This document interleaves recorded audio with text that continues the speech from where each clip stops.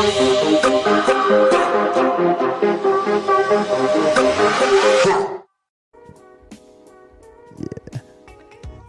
and welcome to another episode of Never a Straight Answer, the podcast that aims to cover a wide range of topics from conspiracy theories to popular culture and news. I'm your host Gaz, and joined in the studio, as always, he's flat on the back of a turtle, Taylor. Yeah. Hey. Whoa. And it's a big show. He's flat on his back because it's a flat Earth episode. It has to be, doesn't it? We had to do it eventually, didn't we? And you know, when we first started this podcast, a lot of people were like, "Are you going to do flat Earth?" And I was like, "No, we weren't going to touch it. Nowhere near. It wasn't a case that I wasn't going to touch it. It was a case of the no, there's more interesting conspiracies and stuff out there. Yeah, and I wouldn't even consider this as a conspiracy. Yeah, I mean, from a flat earther perspective, you could almost say it was you could say it was a conspiracy, because obviously they believe that this information's being held and withdrawn from general sort of public. Yeah, so true. You could argue it was a conspiracy. Depends on which side of the fence you sit. We're going to deep dive into that a bit later on, and before they say, "Oh, you bet you've not done your homework," we have. It's going to be interesting. I think we've tried to do our best. Yeah, right. In the time frame we have, from show to show. Puzzled me, but it takes a lot. There was times this week when I literally was tired because of this topic. So, well, we'll get into that a little bit later on, but we've got quite a lot to get through this show. How have you been, Taylor? What's your week been like? What's crack? It started all right, but then it ended up shit, to be honest. Why? What's crack, man? What's happening? Well, I wanted to see the doc about something, but then I asked him about something, and it basically didn't trans out to be the way it is, so I'm going to put in a complaint, man. I'm pissed off about it, to be honest. Well, like I said, man, it's like, they are stretched a bit thin in the old hospital, but it's like, I understand where the frustration comes from, because it takes so long to get an appointment. When you get your appointment, you want it to be right, know, and you just want to be in and out, and you don't want to take time off work and mess around to go appointments that aren't being met. You know what I mean? So, but I know people who've gone to the hospital to have scans done, but then been told they can't have it done, and it's like it's been a waste of time, and the communication isn't working out right. They need to do something about the communication, definitely. Oh, right. Well, oh, totally. I mean, I do agree that it's just a case of that. I hope you get sorted. Yeah, I'm going to sort it out. Don't worry about that. He's a fucking trooper. How's your week anyway? All right. I had a week off last week. Back to work this week, so it was just get back to a routine and doing my bits. And then this week has just been epic with the response in terms of Twitter and stuff, in social media. It's been great, man. We've had so much entertaining bants and kind of views and opinions, let's put it that way. It's been entertaining, let's put it that way.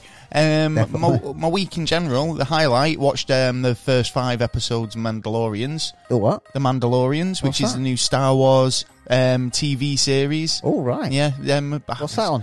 It's on Disney Plus. It's not available over here yet. What? So Disney Plus is dropped in the States. By the time it comes out, everyone else would have pirated it, because obviously you can't see a picture of Baby Yoda on the internet without wanting to see what that's about. Hell, do you know what I mean? So, Baby Yoda. Oh, it's so good. Yeah. Oh, if you want, it's not really Yoda, but the son of Yoda. Oh, all right. Yeah, so apparently, in these, the prequels, there's a scene where, there's the Jedi Council. And I think there's various scenes where they come in and they're like, we want to train this kid up, Anakin, or they want Anakin's, points where Samuel L. Jackson's in there chatting with him, and there's another character in there who is a Yoda species, same species. Yeah. I think it's called Yoelda or something similar, obviously. Oh my they were destined to get together. And basically, it looks like Yoda was having a bit of a having a bit of a tete-a-tete with. Well, it depends how they do it. You don't know. Well, this baby, the child, is apparently the baby of these two. So apparently, it wasn't only Anakin who was having, betraying the order in that respect. Yeah. By having a bit of a love life. Yeah. Because apparently they were not allowed. But yeah, Mandalorians though, quality.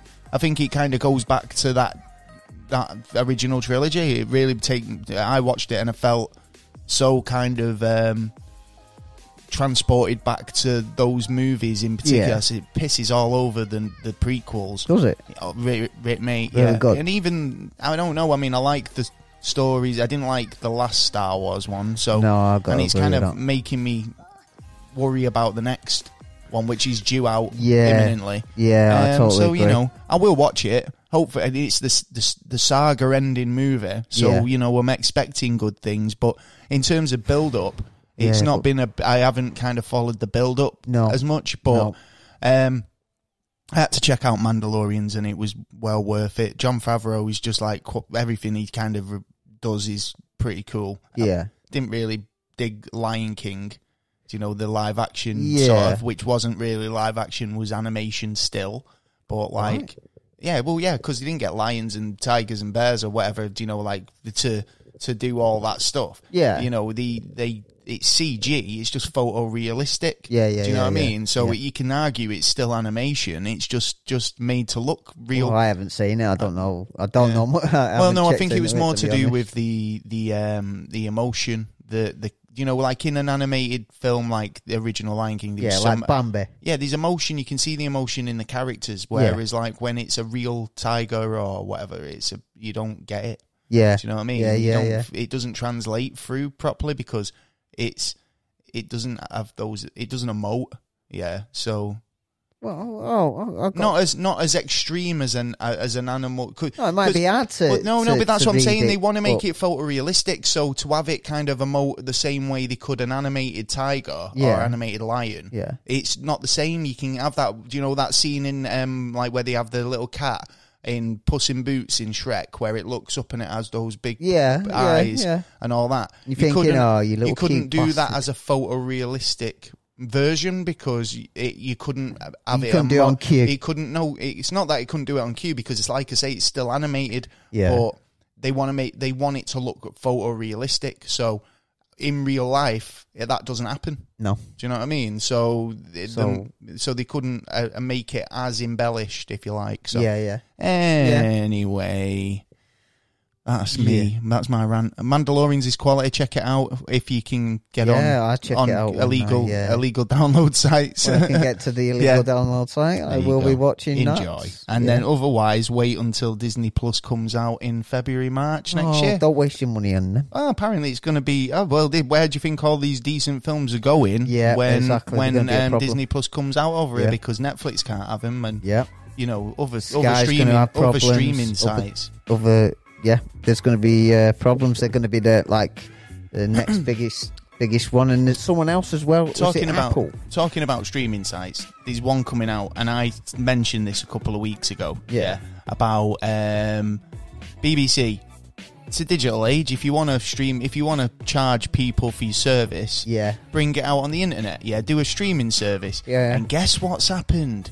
They've teamed up with ITV, who notoriously known for ad revenue. Yes. Yeah, right. Yes. That's how they operate. Yes. So they've teamed up with ITV now to bring out an app called BritBox, which is all British sitcoms, dramas, all that sort of stuff, right?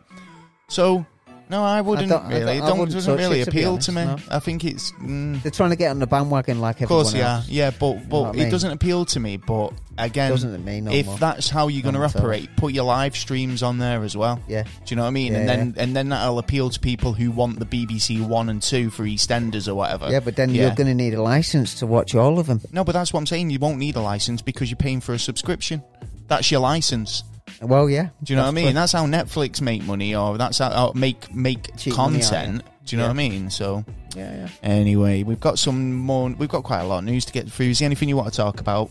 Oh, this stupid thing I heard and seen the other day, an article on petrol garages Oh, yeah, you were telling me about this. Yeah, right. Well, viewers, when you go into a petrol garage in England, I think it's Shell and BP that are doing this. Right, don't stay in the lot for too long, because if on the forecourt? Yeah, because if you do, you're going to get £100 fine.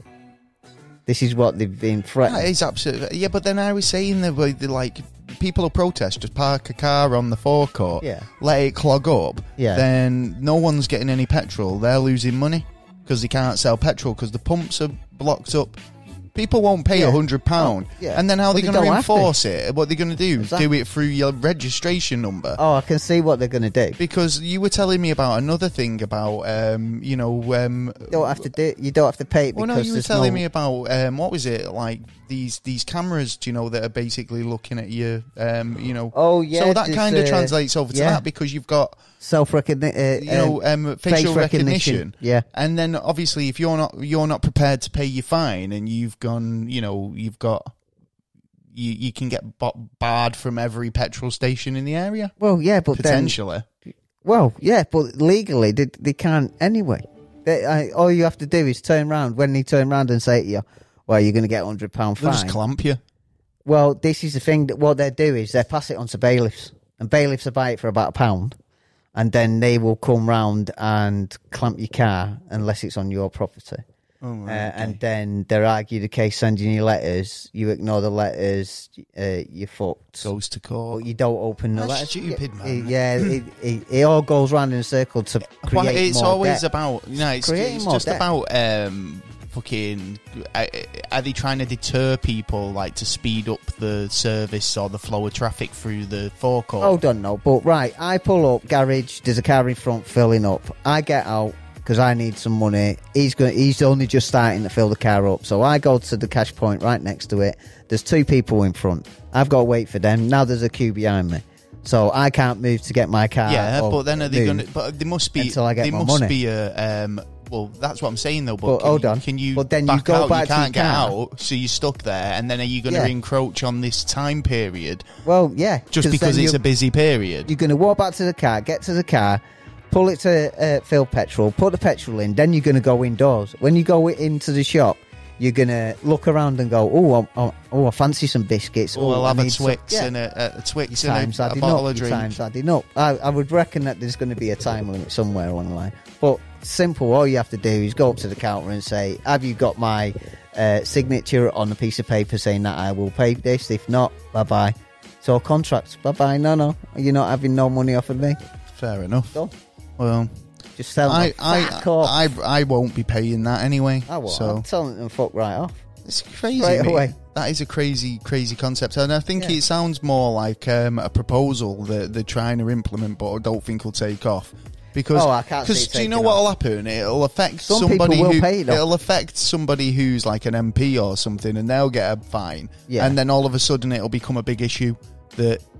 because it's affecting them. Remember the summer holiday thing? It was like, open. I can take my child to Disneyland whenever I choose. I'm an MP. Yeah. You have no right to tell me what to do. No right at all. Yeah. Absolutely none. I've got a story here that came up this week, and it's a bloody first. The first for me, anyway. First I've heard. Okay. A British woman. Basically says it's a miracle what's happened. She's alive after suffering and surviving a 6-hour cardiac arrest. Oh, shit. Yeah. She was very close to hypothermia, right? No, so right. Audrey, is it Scholeman, 34, was hiking with her husband last month in Spain in the Pyrenees mountain range when she began to have trouble speaking and moving. She basically... eventually lost consciousness, and then her husband went for help, waited for help, and then he thought she was dead. Yeah. He tried feeling for a pulse, couldn't feel that or see any breath. Yeah. Couldn't hear a heartbeat, and then basically she was they kept like doing a coma. Well, no, she went into cardiac arrest. She was having a heart issue, big one. So she wasn't responding to anything. Yeah. And Audrey basically was taken to the hospital. Her body temperature was at about 64.4 degrees, and the doctor said that she had no vital signs. Oh shit! In this case, hypothermia actually helped her survive. Yeah. And in fact, her body temperature if it wasn't so low, she wouldn't have survived for the 6-hour cardiac arrest. So I had a few questions about blood cut off to the brain for one. That's gonna give you some sort of issues. Yeah, but obviously there must have been some kind. It mustn't have been blocked as much as it would have unless she, because she had hypothermia. It somehow helped the blood flow or to even freeze. Right. Okay. So it slowed it down. So maybe they couldn't feel the pulse because her heart was beating so slowly. Yeah, I reckon it. Well, it was still beating, but it was just so low. Doctors claim that it was the longest cardiac arrest ever recorded in Spain, calling it the most extraordinary case in the world. So yeah, I thought it was quite interesting. I mean, saying that though, I seen the interview or the press conference with her, and all the doctors were surrounding her and saying how amazing she was and lucky she was. And too right, but she did look a bit kind of spaced out and a bit kind of dazed, and I don't know if that was because of the press conference or just because she's been through all that. That's what I'm saying. Now. I mean, it's like even getting hypothermia can kind of do you damage. Yeah, there would have been there has to have been at least a little bit of damage somewhere along the lines, and in the brain area, if there's only a little bit, it could do so much. Well, she said it's not going to stop her hiking in the future. Good girl, go on. And she'll be able to start hiking again soon. Yeah. She said it's a bit of a hobby for her. So there you go. Good. Well, good luck, Audrey. Well done for surviving. Yeah. It's a crazy story. And look how many people who've died and been in the coffin and opened it up. Died and came back to life. There's been a number of You just reminded me of stories that Irish guy from a few weeks ago. You know what? He was a fucking legend. So anything else you want to talk? Well, talking about face recognition, there's been quite a bit going on in Washington. Oh, and what's this? And also Oregon. Well, Washington... Oregon. It seems to be in petrol garages at the minute that you have to show your face. What is it with you and petrol today? I know. Well, this is what we were talking about a minute ago. It's like, if you've got a kind of... say if you're in that situation where... But it's spreading like wildfire. What? Face recognition. There's even legal battles over here going on. Well, this is it, because there was an argument I saw about what was the point in because there's certain companies taking up the technology, and there's no reason for it. It's Chinese. Like what are you going to use that data for? Do you really need to recognize people in that respect?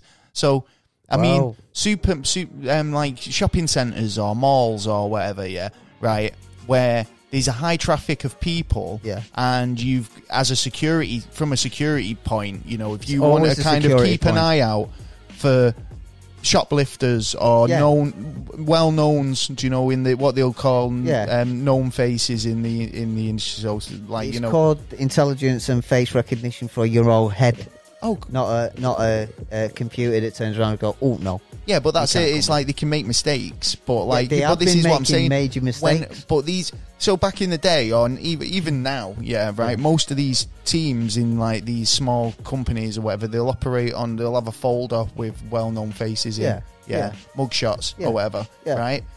Now this is on a network. So it's not only you's got access to it, everyone's got access to it. So it's not only that, they can sell it. And plus, if it's got face recognition, it can flag you up, right? Yeah. So if you walk into a supermarket, and you're wrongly identified as a well-known shoplifter, right? Actually it happened to a woman. Then you could be technically banned from every supermarket in the fucking area or the country. Yeah. Do you know what I mean? Even if it's wrong. Which it has been going wrong, but I don't agree with these. They do take unnecessary precautions. It's very Orwellian and like 1984. Well, I don't think I'll go to America. I've talked about the panopticon and how that idea has turned into a global version. Oh yeah, and I think that I say global. Well, under the UN, every 20 of the biggest airports in America have got to have the face recognition in there by 2021. Yeah, an airport's different. Do you know what I mean? I think anywhere where it's a hub for exiting and entering the country. So you go over there and deny you because they think you're someone else? Well, no, because you've obviously got a passport and you've got papers and identification on you at an airport. Yet you turn around and say, oh, no, actually, that is someone else. Well, you can do some DNA tests on there. Well, look at that video I sent you. If you're going to be doing that, then mate, that was grim. I don't even want to talk about that, but that was just. In fact, but that's the kind of stuff we'll talk about that another time because that was disturbing. In fact, it was very MK Ultra. In a lot of ways. Yeah. So I mean, in fact, I'll try and put it out. I was going to tweet it this story before, but it was I thought to myself. As soon as I seen it, it's a bit much, and I was even thinking like, should I put like a don't watch if you feel sensitive to certain topics, or some people might find this, disturbing. A bit disturbing, You know what I mean? Yeah. So, and I'm not one for posting disturbing. No. Do you know what I mean? No, but this needed to be fucking, like, sort of shared, because, like, woman's in desperate need. Yeah, of course. Well, the bottom line of the story is this girl, she suffers from schizophrenia. She's got bipolar, a lot of other problems and conditions, right? She spat out an officer. Right? She's been in prison for 9 months. No, she's been in prison for nearly 11 months, right? Is it 11 months? Yeah, since Christmas, December last year. Yeah. So virtually 12 months, right? No trial. Tied to a bed from corner to corner, near enough all the time, apart from when she wants a wee. Yeah. And it's how they handle it is not a fucking way to treat a person. That is taking one of their own citizens and putting them in prison and torturing them. They're not a free person, and she can't get a medication or anything. Because the thing is, over there, that's a federal crime. Yeah. That's assault. Yeah. It's over here now. Over here, yeah, it is over here. It is over here, isn't it? So, well, on a lighter note, yes. Remember that puppy that I was telling everyone about? Oh yeah, what the narwhal puppy? What they're calling it, the unicorn? Yeah, the rescue puppy, or what you called affectionately as the dickhead. Yeah. The rescue puppy's found a human friend, somebody who's going to take him home forever. The chicken dinner. So the puppy with the extra tail growing out of his head has found a freezing cold street, taken off the freezing cold street and taken in by Mission's rescue centre in Missouri. So they can mock him. Shut up. It's found a home. Yeah. And I just thought it was really cute because obviously this puppy, it had an hard time, abandoned because it was a bit different, and there was nothing wrong with it. And in fact, do you know what? It's dog. They're just like you know when it's happy. Yeah, at least. Which tail do you watch? Hey. Well, he stole the hearts of thousands of people across the globe. He did. After a rescue organisation, Max Missions, found him on the freezing cold streets and brought him in, and he's now been rehomed. So buzzing for him. So. Yeah, that was a nice lighter story, I thought. I've got one NASA story. Oh, yeah. And then we can move on to the main topic, unless you've got anything else you want to talk about. There's a programme coming on soon, Panorama. I suggest people watching it, because it shows emails from the Duke of York, Randy Andy, to Maxwell, asking about this woman who's actually put charges. Right. To Epstein. Okay. And there's a few bits of information in there. It sounds like it's going to be a good program, actually. I've heard this a fair few times now, like on media and all sorts of places. But there's a phrase that's being coined now, like when somebody's kind of been.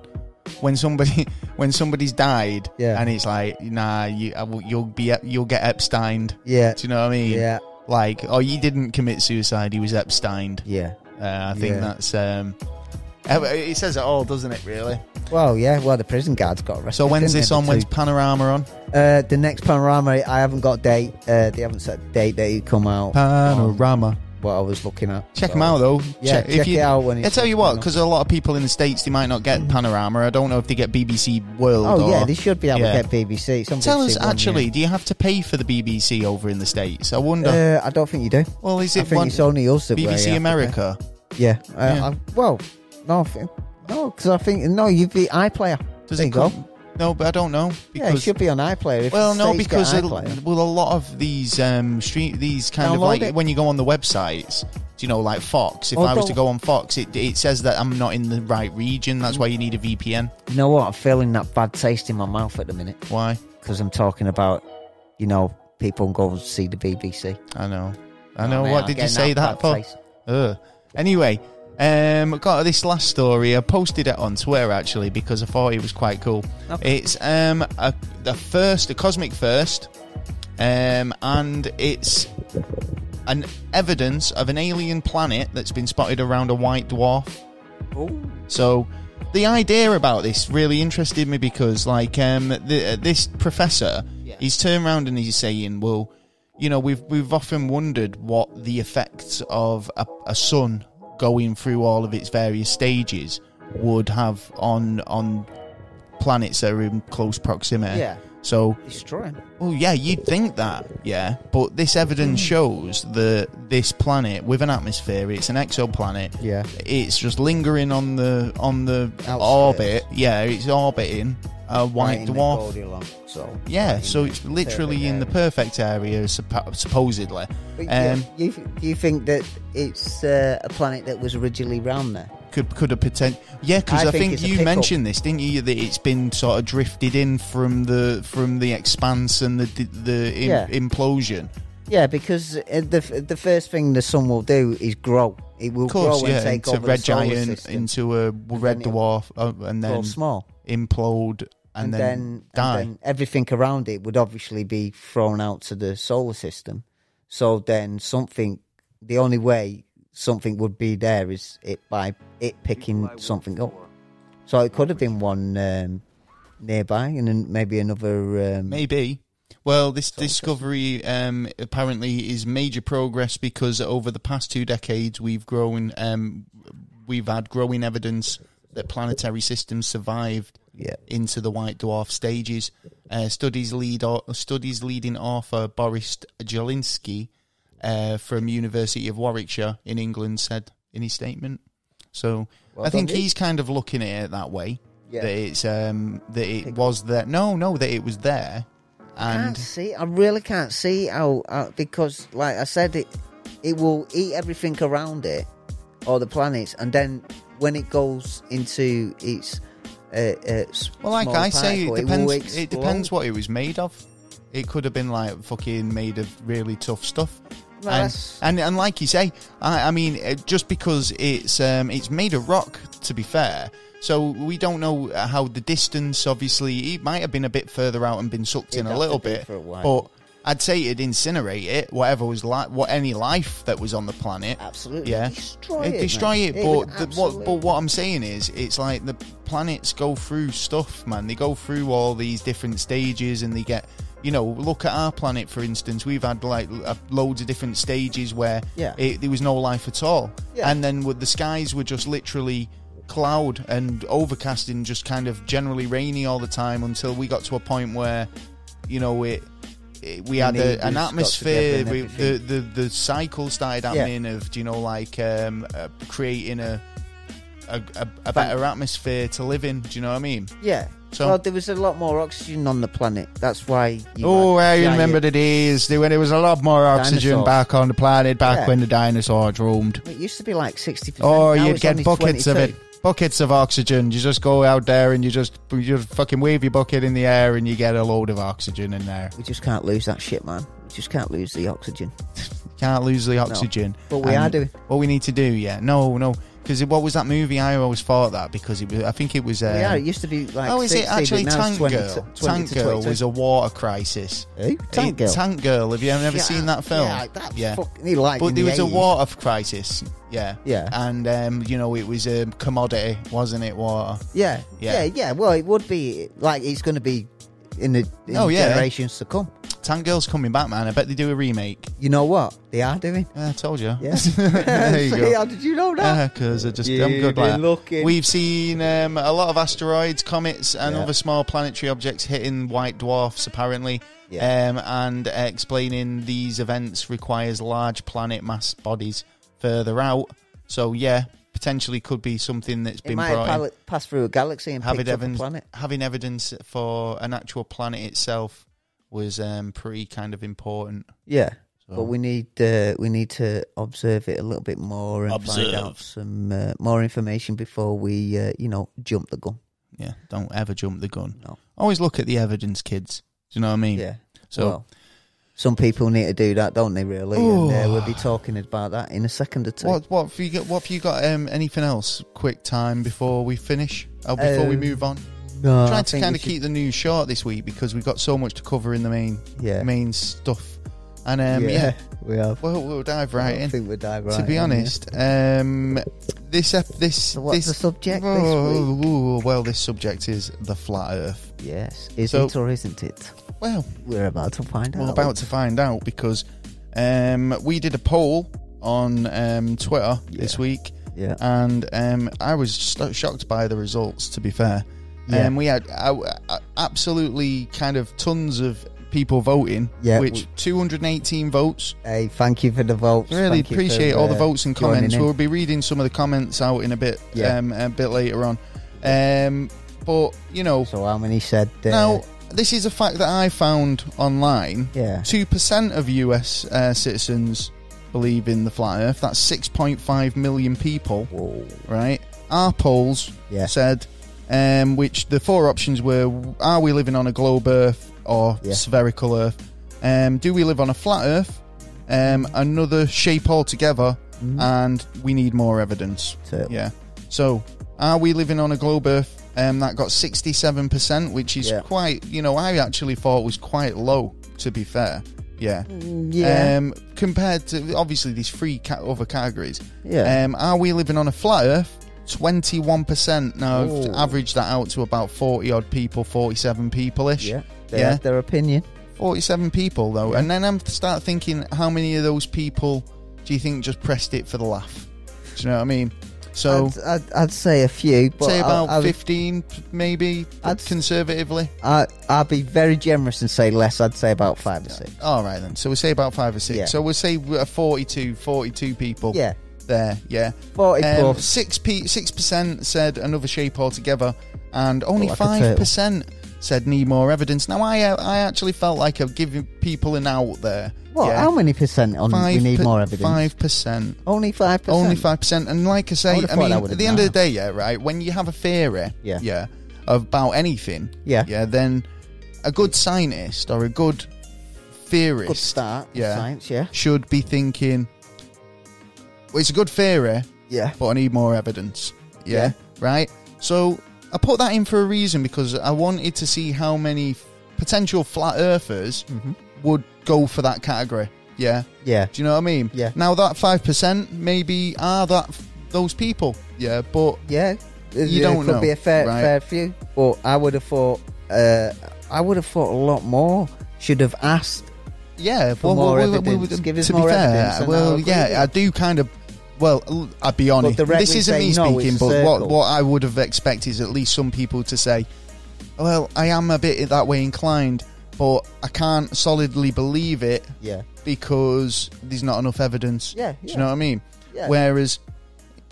Yeah, but no, 21%, I don't believe in it, but if you give me more evidence, then I can turn around and go, that's the point, isn't it? And that's what I was getting at about kind of, the point is it the Flat Earth community's responsibility to try and prove it to the rest of us that what they're saying is correct, or because I mean people on the globe side have been collecting this evidence that does kind of have real world sort of implications for centuries. It's not a case of that it's not been tested, it's been tested a lot.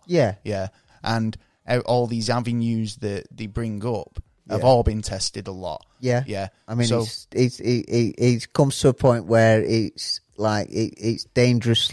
It's dangerous because it's taken us a lot of centuries to get science going, and science has been going and giving us evidence all the way along. But this could actually break the science, because if too many people believe in it, then there's not going to be enough funds going into science, which means then they can't do the science, which means then science gets lost, and then we go back to the Dark Ages. Well, like I say, we're not going to be I think we're trying to be impartial in this episode as best we can. I think we're going to try and cover viewpoints from both sides. Yeah. So let's kick it off. So basically, the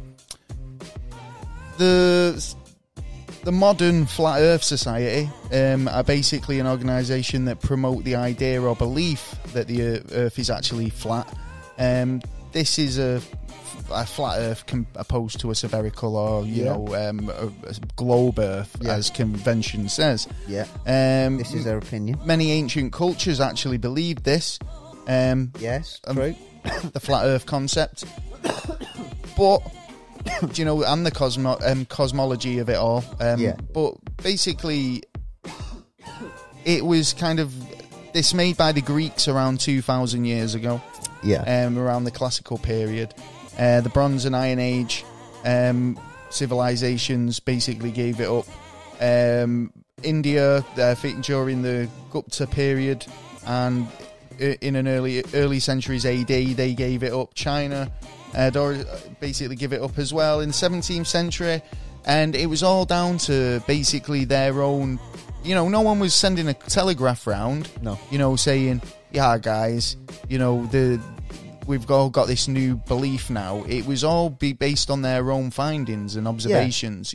Right. And then whatever at the time, someone else has, and then using science and maths to kind of work out the rest. Because, as we were discussing, and we will discuss about using science to hypothesize things, then and then proving them, or using science to prove that correct. And we've got a few examples of that in a little bit later on. Yeah. But the idea of the spherical Earth obviously appeared in Greek philosophy around the 6th century BC. Yeah. So why do people believe in the flat Earth?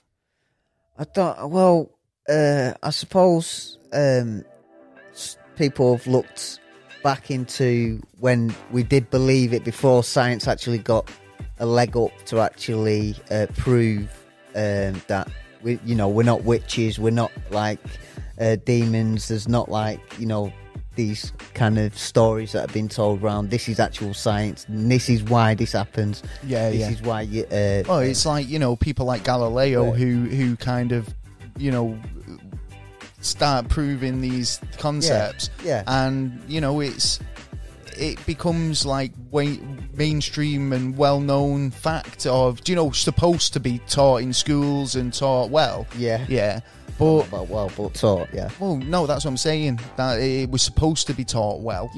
But it obviously, like you said, different areas of the world be teaching certain things, and when they got together with other parts of continents, then they had to discuss and work out actually which one was right, and then they'd probably come up with a brand new conclusion and go, you know what, we're bang on now, because you knew this and I knew that. We got the answers that we need. Yeah. Well, I was having a look into this anyway, and obviously, the flag or the map, if you like, the map of the flat Earth model. I do these things, tiny planets, in photography. Where you kind of invert an image, and it kind of turns it into a globe, or turns it into because what you're seeing there on that is it's still kind of a circle. They put it in a circular construct of a dome. Do you know what I mean? It's still a round. Sort of. Well, it's not exactly round. I mean, it's a dome, isn't it? So it's half round, but then the other half is flat. Is what their concept of what we're in. Right, I know, but then what I'm talking about is the map, right? Yeah. So when you invert the map and it kind of like twists it, so it spirals in on itself. So the map, that image would have been distorted to the point where it kind of looks like their model of the flat Earth. Yeah. Right. And then that also puts the ice wall around it as well, right? It's pretty simple to do. But you take a panoramic image and then you invert it, and it'll turn into a planet, if you like, like a straight planet. Yeah, I know what I mean. Yeah, forget it, right? But what I'm getting at is it's quite an interesting thing, considering that it's the flag on the United Nations. Do you know the map of the way the flat Earth map looks on their map is pretty much on their flag, right? Yeah. So I don't get that, right? Why the United Nations have chosen to use that as their flag? Because they're supposed to be, we're the ones who look after the world. Yeah, that's fair enough. So, and then I understand that, and I understand that the Alaskan Treaty, the flag for that is the very similar design to the United Nations flag. Is it? It's a blue flag with the continent of Alaska with the kind of, the grid formation that's over the United Nations flag. Yeah, don't know why I keep getting map and flag fucking confused tonight. But on the flags, it's very similar. Yeah, the United Nations and the Alaskan Treaty, as far as I know. Yeah. Okay. I believe you. So there are kind of avenues where you could kind of go, oh, there is a little something. There's a few coincidences going on, right? Do you know what I mean? No. No. I mean, I can see why it's enough to get people started looking into. And there's no problem in looking into that kind of stuff if you believe in that kind of stuff. But it's the case of show me. I want you to come to me with the evidence, or with at least a good conversation to me to show me that. Oh yeah, totally. And most flat earthers will come to you and say the same sort of stuff over and over again, and the same sort of copy and paste answers from wherever, the fucking flat earth Bible or whatever. And they'll just come to you and go, oh yeah, and I will give you a list of the things that flat earthers generally say. I mean, why do you think there's been such a rise in and growing trends in flat earthers? I think that it's a case of YouTube, for instance, right? There's been a boom in conspiracy stuff. I mean, we know, we deal in conspiracy stuff, right? And weird topics and interests, right? Yeah. So there's been a boom in this stuff, which means that YouTube have obviously had to tighten their net on what's being put out, because it's, people you could argue that it's damaging the fucking freedom of speech, the intelligence of the masses, the communication. Yeah, the communication that I think YouTube's really, really fucking handy. Yeah, you can learn a lot on YouTube, right? Yeah, of course. But when you're basing everything on somebody's opinion, right? Then that's a bit dangerous. Another thing is, you're not just basing it on opinion.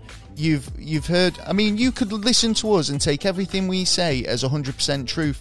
We admit sometimes we don't know all the answers. We find what we found out. This is and you gospel. Can tell me I'm wrong, and you can email me and correct me. Tell me, tell me that. And then I will look into that and go, fair play, mate. But again, show me the evidence that I was wrong about it. What a lot of people do is watch videos that have been made with no quality control, no producing body, freedom of speech, no sort of studio to report to.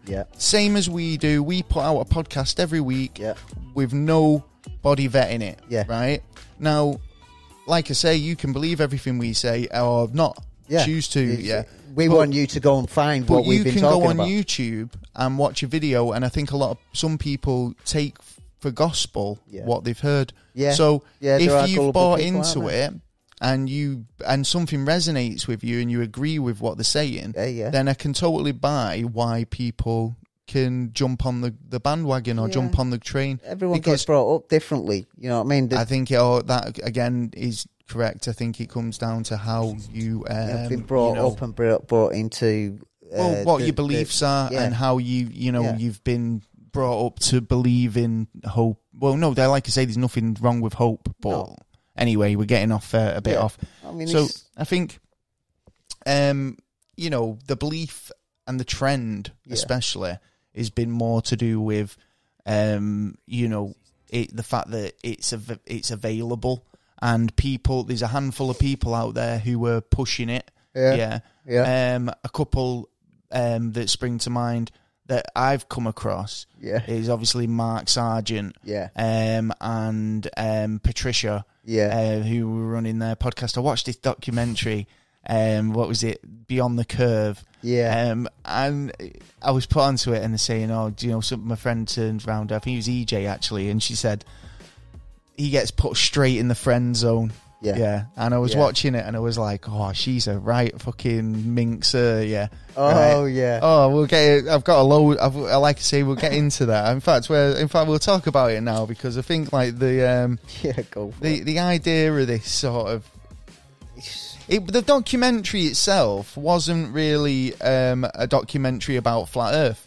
It was about the people who are involved in it, and basically go around and I think I can't again. Do you know what? I couldn't even find. I forgot to check this guy's name out, because it's the guy who went a bit nutty. He went a bit nutty. Yeah. And he kind of started kicking off about this Mark Sargent, saying you know, he was a bit, you know, he a bit out there. No, basically he was accusing him and Patricia of being CIA shills. Oh, yeah, what? Right. Disinformation camp, you know, like spearheading disinformation and you know, putting out wrong information to flat earthers and fuck knows whatever else, right? But like, this guy was basically accusing them of all sorts, and I think he was just a bit wounded that he wasn't the star of the show anymore. Yeah, when he kind of brought this back from being a Dark Ages concept in the age of the internet, bringing it back and going, yeah, I kicked this off, I sparked this back off, and now he's seen as a fucking idiot. Yeah, but now stop and reverse that. Now, what if what he was saying was true? Now go forward. Well, what if it was? What if he was saying was true? Then that means that the CIA have been running this society and trying to control the people. Well, and doing very good job at 6 million in America. You totally, yeah. Other people if that around was the world. the case, if that is the case. So, now we do deal in conspiracy theories. So now, you know that's what? A pretty good one, actually. How many people have been put in the nut house and actually have possibly just been the whistleblowers? Well, there's got to be a few, a good 100,000 people or more. So this is what he's saying. He's going ballistic, saying like, you know, this Patricia and fucking Mark Sargent are CIA operatives, possibly. And he wasn't going to attend the Flat Earth convention or anything like that, because he was just like, no, I'm throwing my toys out of the pram. But it was such an unlikely pairing with these two anyway, because it was like she said, he was put straight in the friend zone, but not straight away. You know, he was a point where he was going to, you know, it looked like he was in there a bit, and then unfortunately she moved to London to pursue another love interest. So what was she after you, Gaz? No, well, I was busy. Did you kick her to the curb? Kick to the curb. Kick to the curb. Yeah. So she's moved to England, but that's not worked out. So she's ended up going back. But it's like, that's gullible, man. If you're going to be all like, oh well, yeah, come on, Patricia, let's do our podcast again, and like the old days. Yeah. But it was pretty sad, because I mean, like, it was like he was in the garden with his mother, and the question got asked, do you know, what about you? What do you think about your son being a flat earther or being so into it or deep into it? Yeah. And she looked embarrassed, and she's saying, oh well, you know, for his sake, I hope it turns out to be true.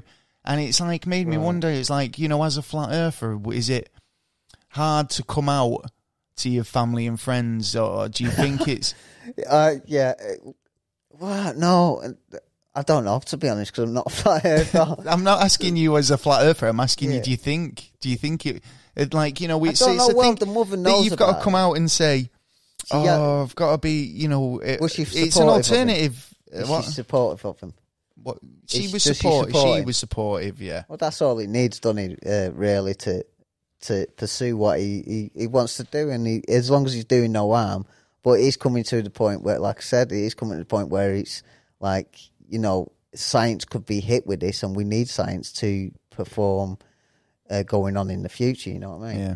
Well, the Flat Earth Society's opening paragraph on its website claims the site was built to address the many misconceptions that surround the Flat Earth theory, but ultimately it comes down to evidence, and what evidence can be, you know, obtained and shown, you know, doesn't really come up to much.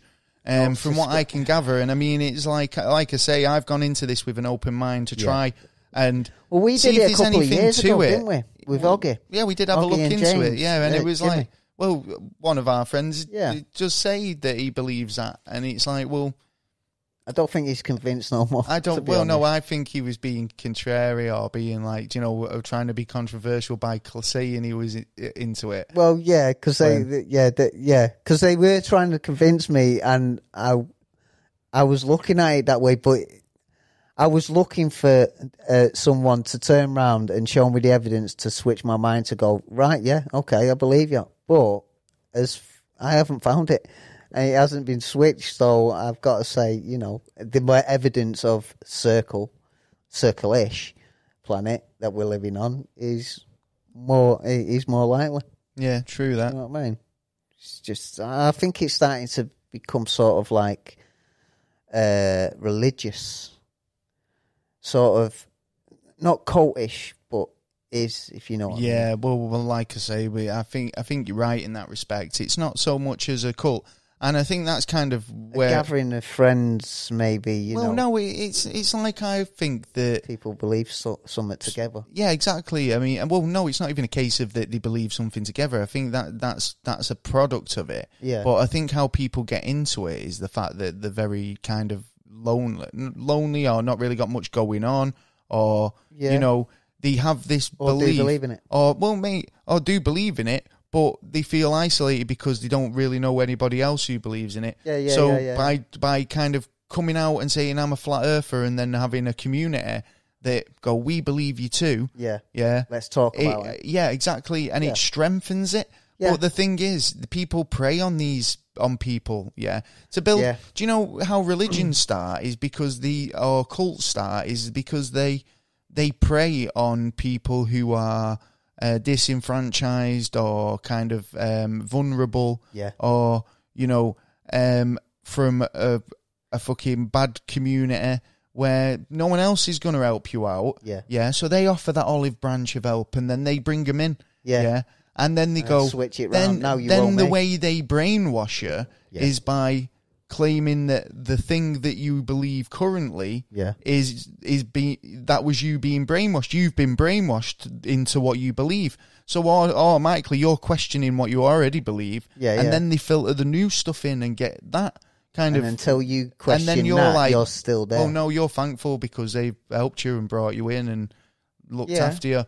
Do you know, all the rest of it, you know, cult, you're a part of the cult. Yeah, but it's the brainwashing that's the problem, because it stops your free will. But then you feel like you're part of a community anyway, is what you were getting at. I think, you know, it is kind of more spiritual than that. I think it is more. I think it is. I think they think it's kind of like a modern day religion. Where in terms of the religious aspect, it's people don't really believe in because people don't really believe. I think there's less and less people believing in traditional religion, right? Yeah. So it's rather flat Earth, or we were just here coincidentally, happenstance. It was all a big mistake. It's just all a big coincidence that we're here at all, right? Now, if that's true, then we've not really got a meaning. We're just here, Well, but we always have the question of why. Yeah, exactly. Why? But there is no why. We will never find out, but we always got that question. No, there is no why. There is no why. It was just a big cosmic happenstance. Yeah, right. No, because it can't. Listen. This is what this is what science tells us, right? Well, but science says that it's supposed to be chaos. But why is our solar system like a clockwork? Well, why is it working in the way that it does when it shouldn't be? Well, I don't know.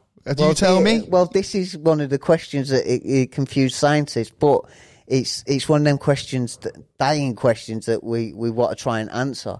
But the majority of these questions we're asking for, well, that's we fine, will never find out. All right then, but that's what I'm getting at. It's like you've totally thrown me off my trail of thought now. Mate. But what I was getting at is in terms of religious sort of implications, people want to have something to believe in. People want to have something to hope in. Yeah. So if it does turn out that it is a flat plane, then and we are in a firmament or a dome or whatever. Yeah. what? No, go on. Go on. What was that chuckle?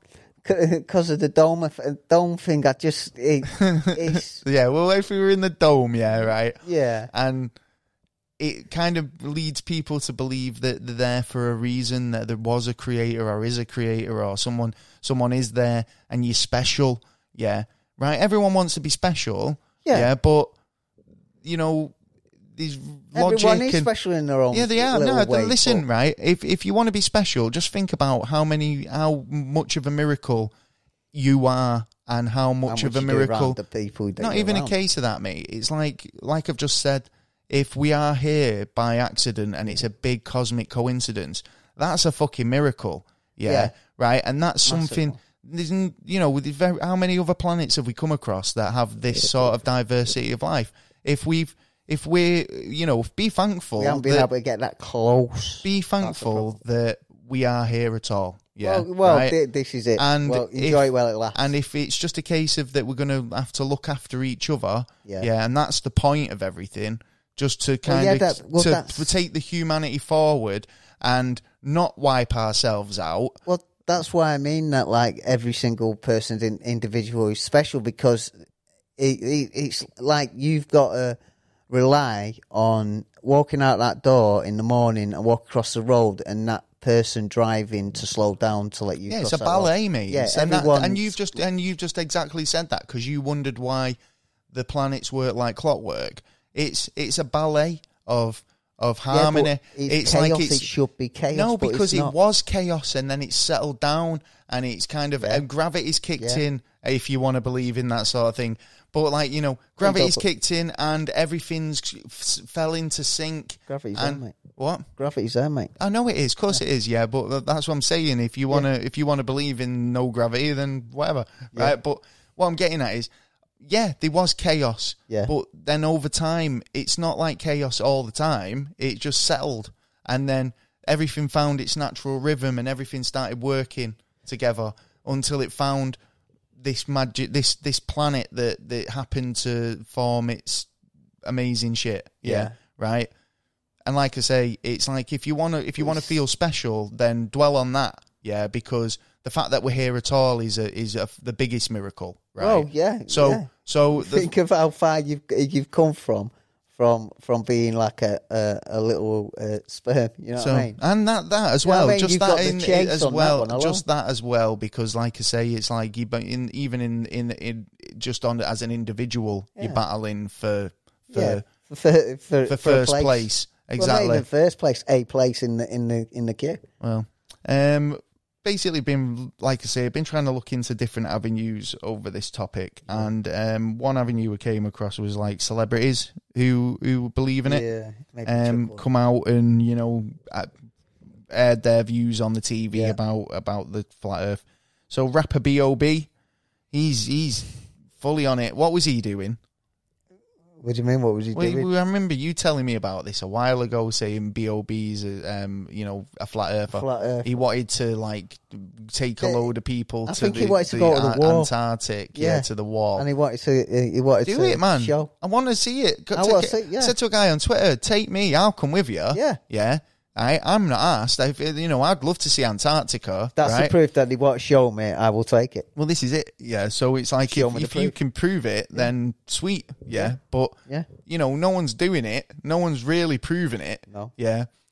Then trying to throw science out the window. Hot air of what balloon. I've been told, but then Take a relying hot air on balloon science over as well. the fucking wall.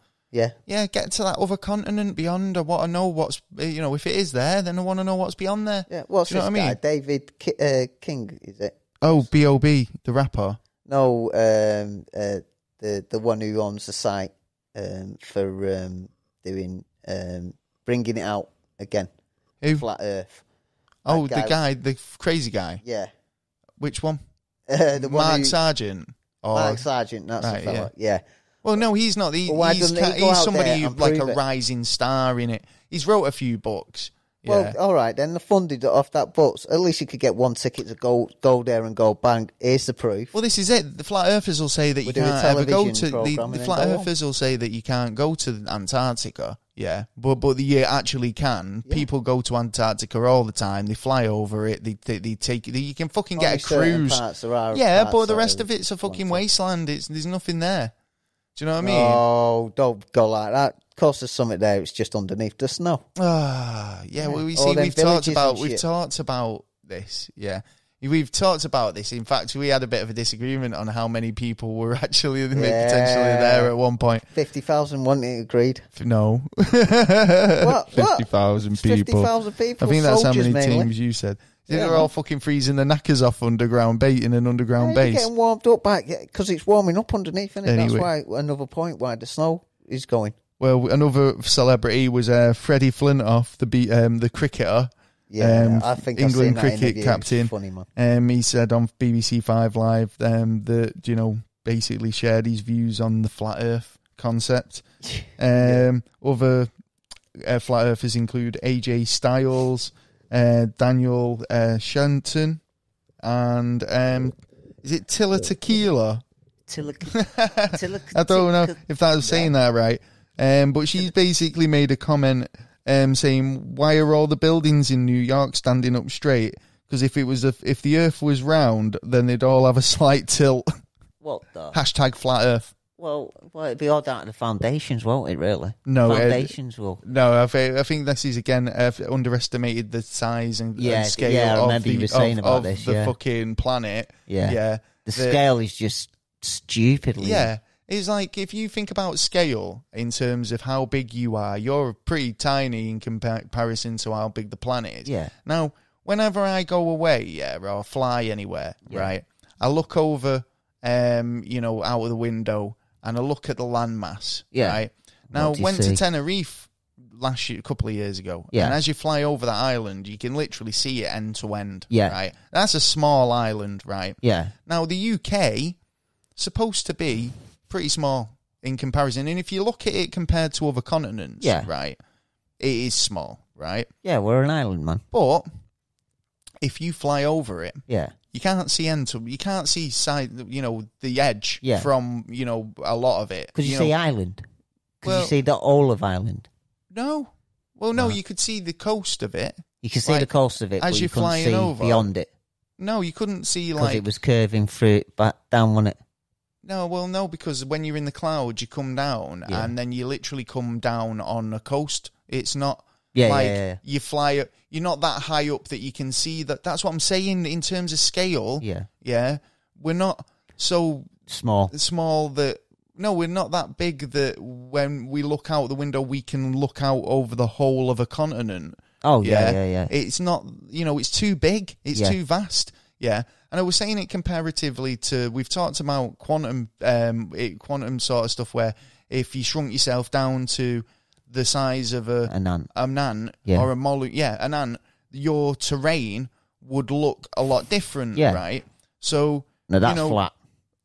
It's understandable, and they always ban this thing out, like about the horizons, right, being flat, and this, obviously, like if you go over the horizon, you start losing the. I think it's 27 miles out. It starts going down, and how you shouldn't be able to see these buildings, but you can, and they always give you the same answer, which they say, I think it's, what was the measurement? I've got it written down here somewhere, but it's 9 point something square. Oh, I can't even find it, but I'll get there. But they've got like a measurement for it, and it doesn't really tie in. Do you know what I mean? Because with this, well, I think it comes from like it comes from. I think we'll get there in a bit. I've got the information written down here somewhere. Okay, but like it's just I've got that much stuff written down. Yeah, I know. It's like trying to find anything, and if we jump ahead, it's like, oh god. Yeah. So yeah. So So what was it going on about? So we've done celebrities, people who endorse it. We've done the ice wall. I think like the ice wall itself. Yeah. Yeah. It. What's beyond it? Nothing. Well, there must be. Well, nothing, because if I'm right, they're if I'm right, they think we're going. Is it up in space? No, that's their answer to gravity, apparently. Yeah. So then we're not making any sense here, mate. Well, no. Well, there's as far as I understand, there's nothing outside of it. Well, no. Well, what's this beyond the ice wall then? It's like when they turn around and say there's other continents. Because then it can't be a dome. Well, that's what I mean. There's so many holes in the fucking in the logic. Dome upon dome. The dome bullshit is totally bullshit. I don't understand where they've got that concept from.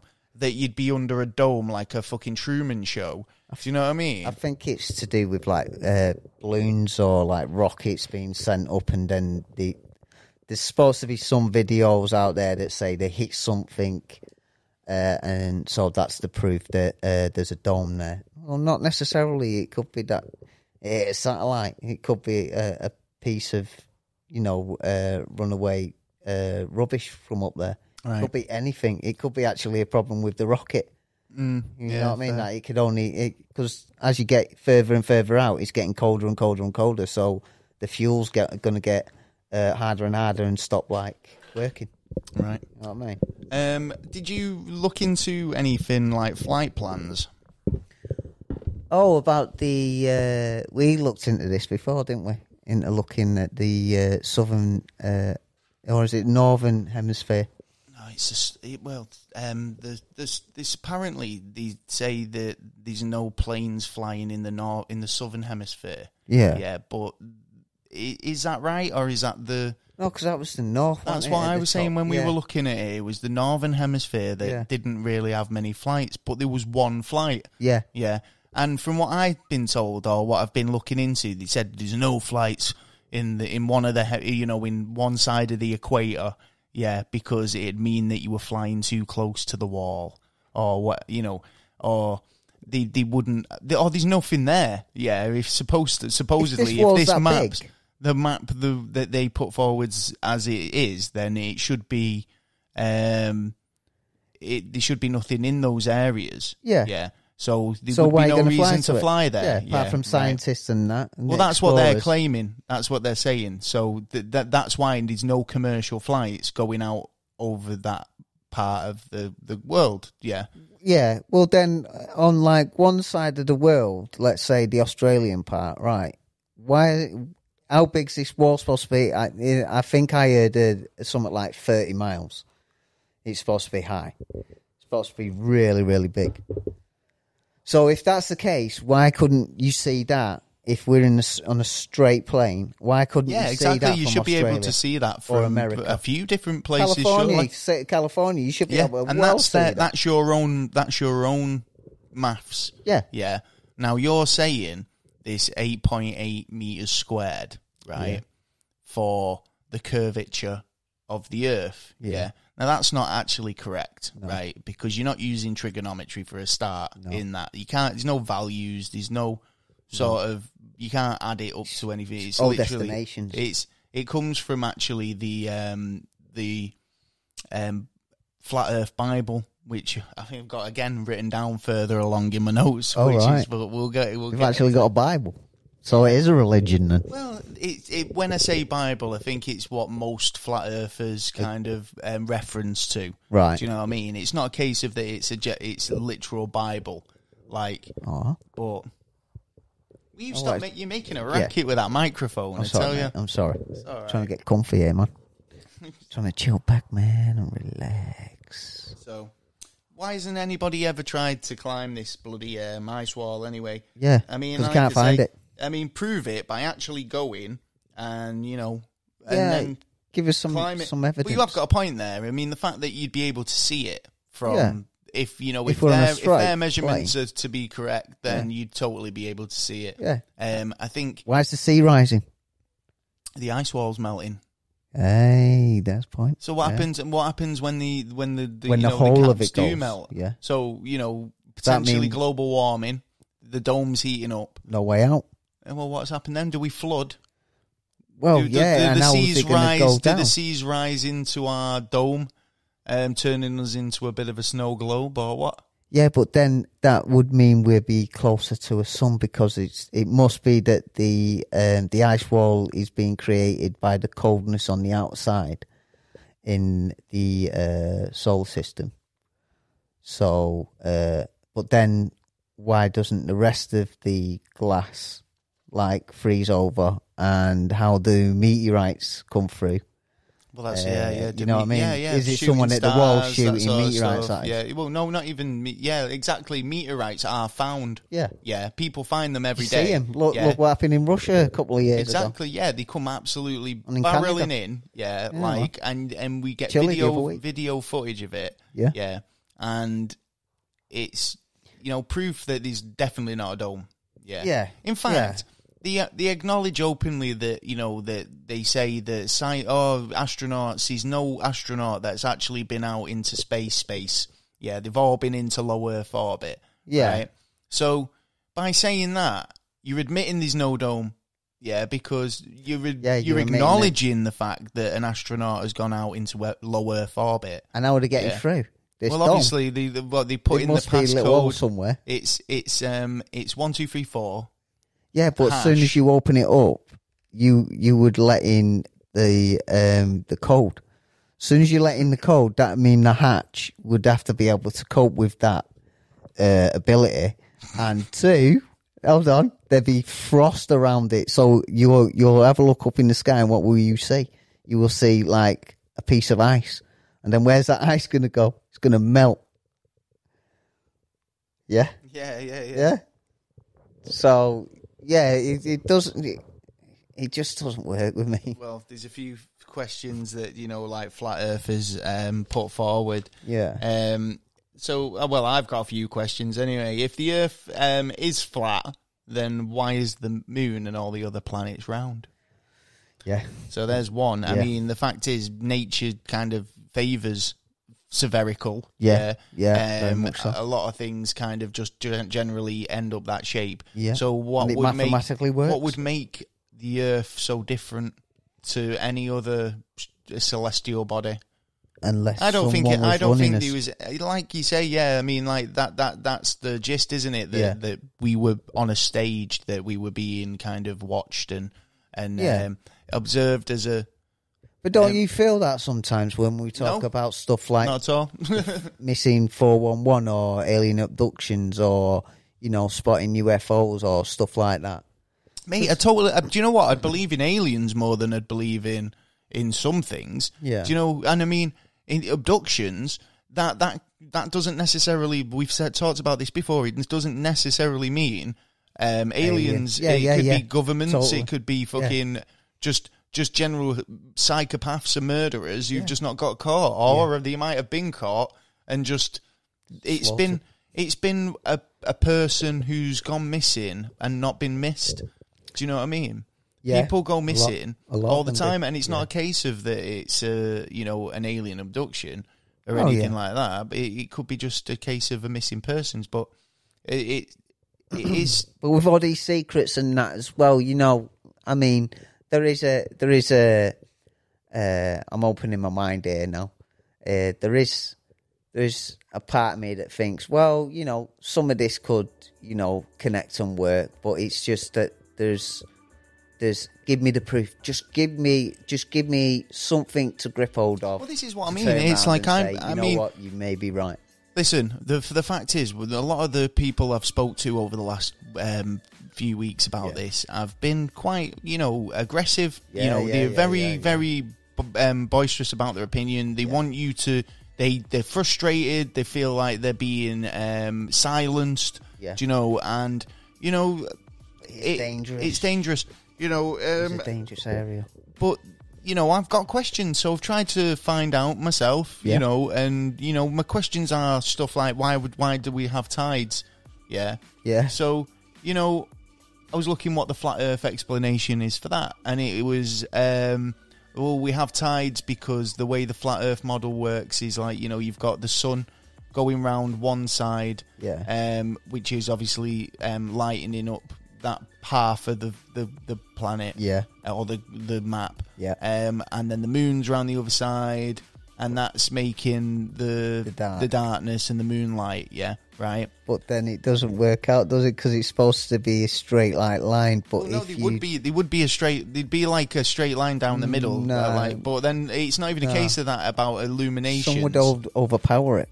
Well, the sun just would light up the whole thing. Yeah, but you're talking. Let's take get a piece of cake, and on as a clock. Go to one, take one slice out. Well, no, you've already proven that. Oh, no, you still have some light, powerful. Doesn't matter because look, we've already proven that our sun, has the power to illuminate half of a planet, at any one time, right. Half the planet's always in darkness, half of it's in daylight, right. Flat Earthers are claiming that we're flat, so it doesn't have a backside.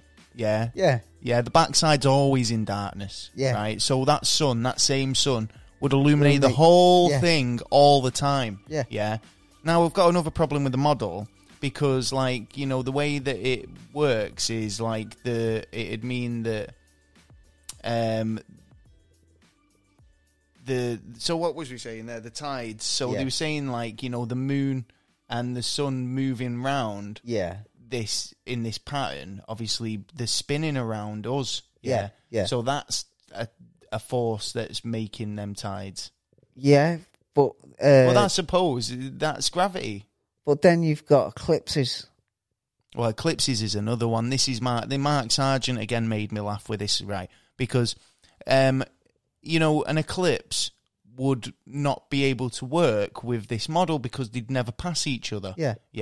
Now, on this documentary, Mark Sargent's gone out and he's saying, oh, it's the day of the eclipse, we're going out to have a look at it. And loads of people are out. But he's sceptical of it. And he's looking up at the sky and he's like, ooh, this is amazing. And you could see it in his eyes. He was impressed, right, by what he just saw. But he says it himself, well worth coming out for, right?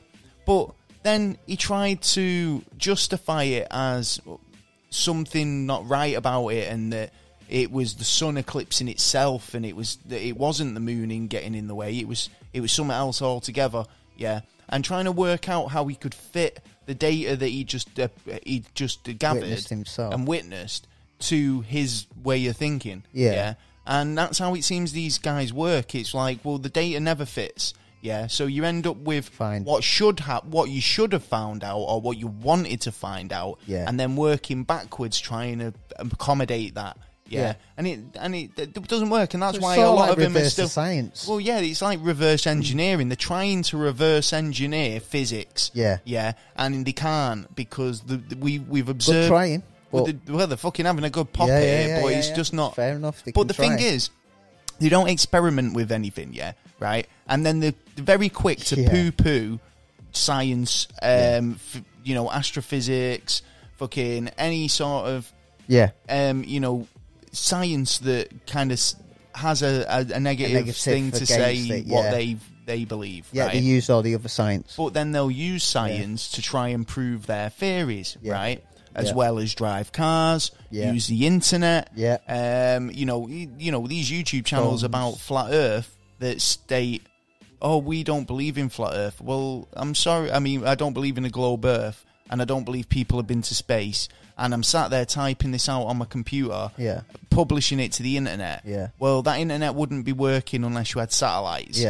So we don't have we're satellites. happy to acknowledge the science when it's working for us, and we have a noticeable effect. But when it comes down to, you know, the fact that we say, well, we know we're spinning on a ball, Yeah, and we're rotating that ball. That ball's spinning. That ball's also spinning around a ball. Yeah, which is on fire. Well, and the whole thing's doing, like we said earlier, big ballet. Yeah. Right. So we know this to be true because of experimentation, evidence, and not just one experiment, but different variations of experiments to try and make sure it's right and correct. And science is one of those things that keeps growing, and there's always kind of room for improvement, and they'll always keep coming up with changes every 7 years, new things. Generally. And it's one of them, innit? It's like and I think the mainstream sciences, like they accept them as to say, like, yeah, my car works, my internet works, my phone works. But when the same scientists then turn around and say, but the Earth's round, I've relied on these scientists to bring me all this wondrous technology, but he's also saying the Earth's round. Oh, I don't know about that. So it's like, how can you trust them for one thing, but then just refute them for the other, when a lot of this science is rough like that, though. And if you think about it, it was like that before science come along, because science was denied until proof was in the pudding. Yeah, totally. I mean, back in the day when everybody did believe the world was flat. Yeah. The first guy to come round and go, do you know what? I think we might be wrong, He was probably ridiculed. He was, but like you say, over this time, people have kind of come to realise that there might be something in there. Actually, yeah. Do you know what? And the more we've learned about our universe, we've been able to kind of fit the pieces together. And if the pieces fit, it's a jigsaw. One guy you've got to give credit for, who actually did try and prove the point. Right. He was called Mike Hughes, and he built himself a homemade rocket. He was going to go up to try and get out of orbit to prove that there was no curvature. Yeah. So I tried to watch this before. Oh, he was brilliant. He didn't do very well. He didn't go up. Nah, he didn't. It didn't get off the ground at all. Are you joking? No, did it fuck? Oh, my day. So, I bet he had the pissy day then. Well, it's the fact that at least he tried something. Yeah, I've got to give him, but that kind of stuff is like what science does. But the way that it's being ridiculed and the way that it's pushing, trying to push into mainstream to confuse people is the dangerous part of it. The really dangerous part of it. Like I said, like it could lose funding for so many good and purpose science. Sciences that are actually going to benefit mankind. And then it's like because everyone's going, I don't know, I think the Earth might be flat. Yeah, the Earth might be a fucking a donut. Yeah. Do you know what I mean? I mean, we had some great suggestions of other shaped Earths. Yeah. We had a Velociraptor-shaped Earth, which was one of my personal favourites. And we were basically going to organise an expedition to the lower side, underside of the Raptor Earth. Because I believe there's a hole there that we could fly into. I believe there might be two. There probably is, depending on the gender of the Raptor Earth. And I reckon Hitler's hiding in there. Yeah. So we will report back. We've had a few people interested in accompanying us on the expedition. What? Yeah. Shit hangs around that kind of area, doesn't it? Yeah, shit does hang around about those areas. Yeah, you're right. Well, it used to be known. I think it was Italians that believed that we were on the back of a turtle. Yeah, I was wondering about that, actually. And this is why I said earlier, it was like, where did this come from, this turtle? Because it wasn't even a case of that it was a... We're what, seamen? No, they're seeing men. They're seeing men. Or the women, who predict stuff and, create, the ideas of how the world is... And then find out, actually, you were totally wrong. Well, probably. Until the evidence comes forward and that No, I don't think And it's that didn't about come being. forward till- Back then, I don't think it was a case of that they were wrong. It was like most flat earthers will tell you. Yeah. It's about They didn't their know senses. much better then. It's their senses, what the senses tell them. Yeah. Yeah. Right? Now, one of the things they'll come over and say is, oh, well, does it feel like you're flying around at, a million miles an hour? Yeah. Well, it's not a million miles. It's not, is it? It's like, what is it, 1.7 thousand miles, something like that. But what, an hour? Yeah, something like that. Yeah, but if you bear in mind, like, again, when we look at scale, Yeah, right, we're massive. we're huge, Yeah. right? And the Earth turns once a day. Yeah. Yeah. So it can't be going that bloody it's fast, not and it can't going be that slow. fast, right? Yeah, right. It's rotating once a day, right? In a clock. I watched a video actually. Professor Dave, he kind of had, he put a good point out. He said, go to a park, Yeah. sit on a merry-go-round, not a merry-go-round, like a roundabout, Yeah. and have a friend rotate you once round, over a 24-hour period, Yeah. And the way he put it was, it's not exactly a thrill ride, is it? No. So I thought that was Definitely quite not. funny. But, this is the thing. We're not travelling at that fast of a speed. And even if you look at those experiments where you're on a train and if you kind of like, you run on a train, you're not going to kind of fling yourself forward or kind of, it's not going to push, you're not going to run any faster because you've got the force of the train behind you as well. Because wasn't there an idea of that? If you run from the front of the train to the back when the train's going, you're going faster, but then turn it round and do it the other way and you're going there should be no difference. Yeah, exactly. This is the thing. There is absolutely no difference in that at all. But didn't that sergeant try it or something? He did a test. I'm not sure. I think they probably did, to be honest. They're always doing little tests, but they don't really ever pan out. It doesn't prove anything because you're on the train. The train you're still the same momentum in that train. Yeah, because obviously it's a force, isn't it? So it's like, but you're in a carriage, so it's like, in relative to the speed you're going, you're not really travelling all that far. Do you know what I mean? You're stationary. Yeah, it's the force of the train that's moving. Yeah, you, because but you're it's not not gonna, stationary. It's not going to add any extra sort of extra force to what you're doing. Do you know what I mean? So it's like on the back of a truck. If you were on the back of a truck and the truck was going at 30 miles an hour, we'd usually would probably believe that you'd jump up and you'd fall off. Well, in fact, you would jump up and fall back down to where you was because of the forces. Gravity. Yeah. Yeah, but this is the thing. It's like, well, where was I going with this now? Gravity itself, right? They say it can't be proven, right? And like you were saying about the elevator, right? It was somebody mentioned this on Twitter today, saying that they looked into it and it was like things about they believe, and said, well, they put gravity down to a force of it's not spinning, it's going. This flat plane we're on is going straight up, right? This is what we're going back for, But if it's going straight up, then obviously that's still gravity. Well, it's a downward force, isn't it? That's how they're explaining that downward force. Yeah. Do you know what I mean? And that just doesn't make sense to me. So it's like, you won't believe that we're hurtling through space on, a ball. Yeah. But we're being catapulted straight up on a flat plane. Yeah. That explains everything. It just doesn't fucking bring... Well, this is it. It just doesn't... They need to bring evidence. Well, going back to their model as well, the Coriolis effect. Yeah. Right? That's a fun one. Yeah. Yeah. Because obviously a lot of the weather patterns we have wouldn't be able to exist if it wasn't for the way the planet is. It's, we have the hemispheres and the equator. Yeah. Right? And,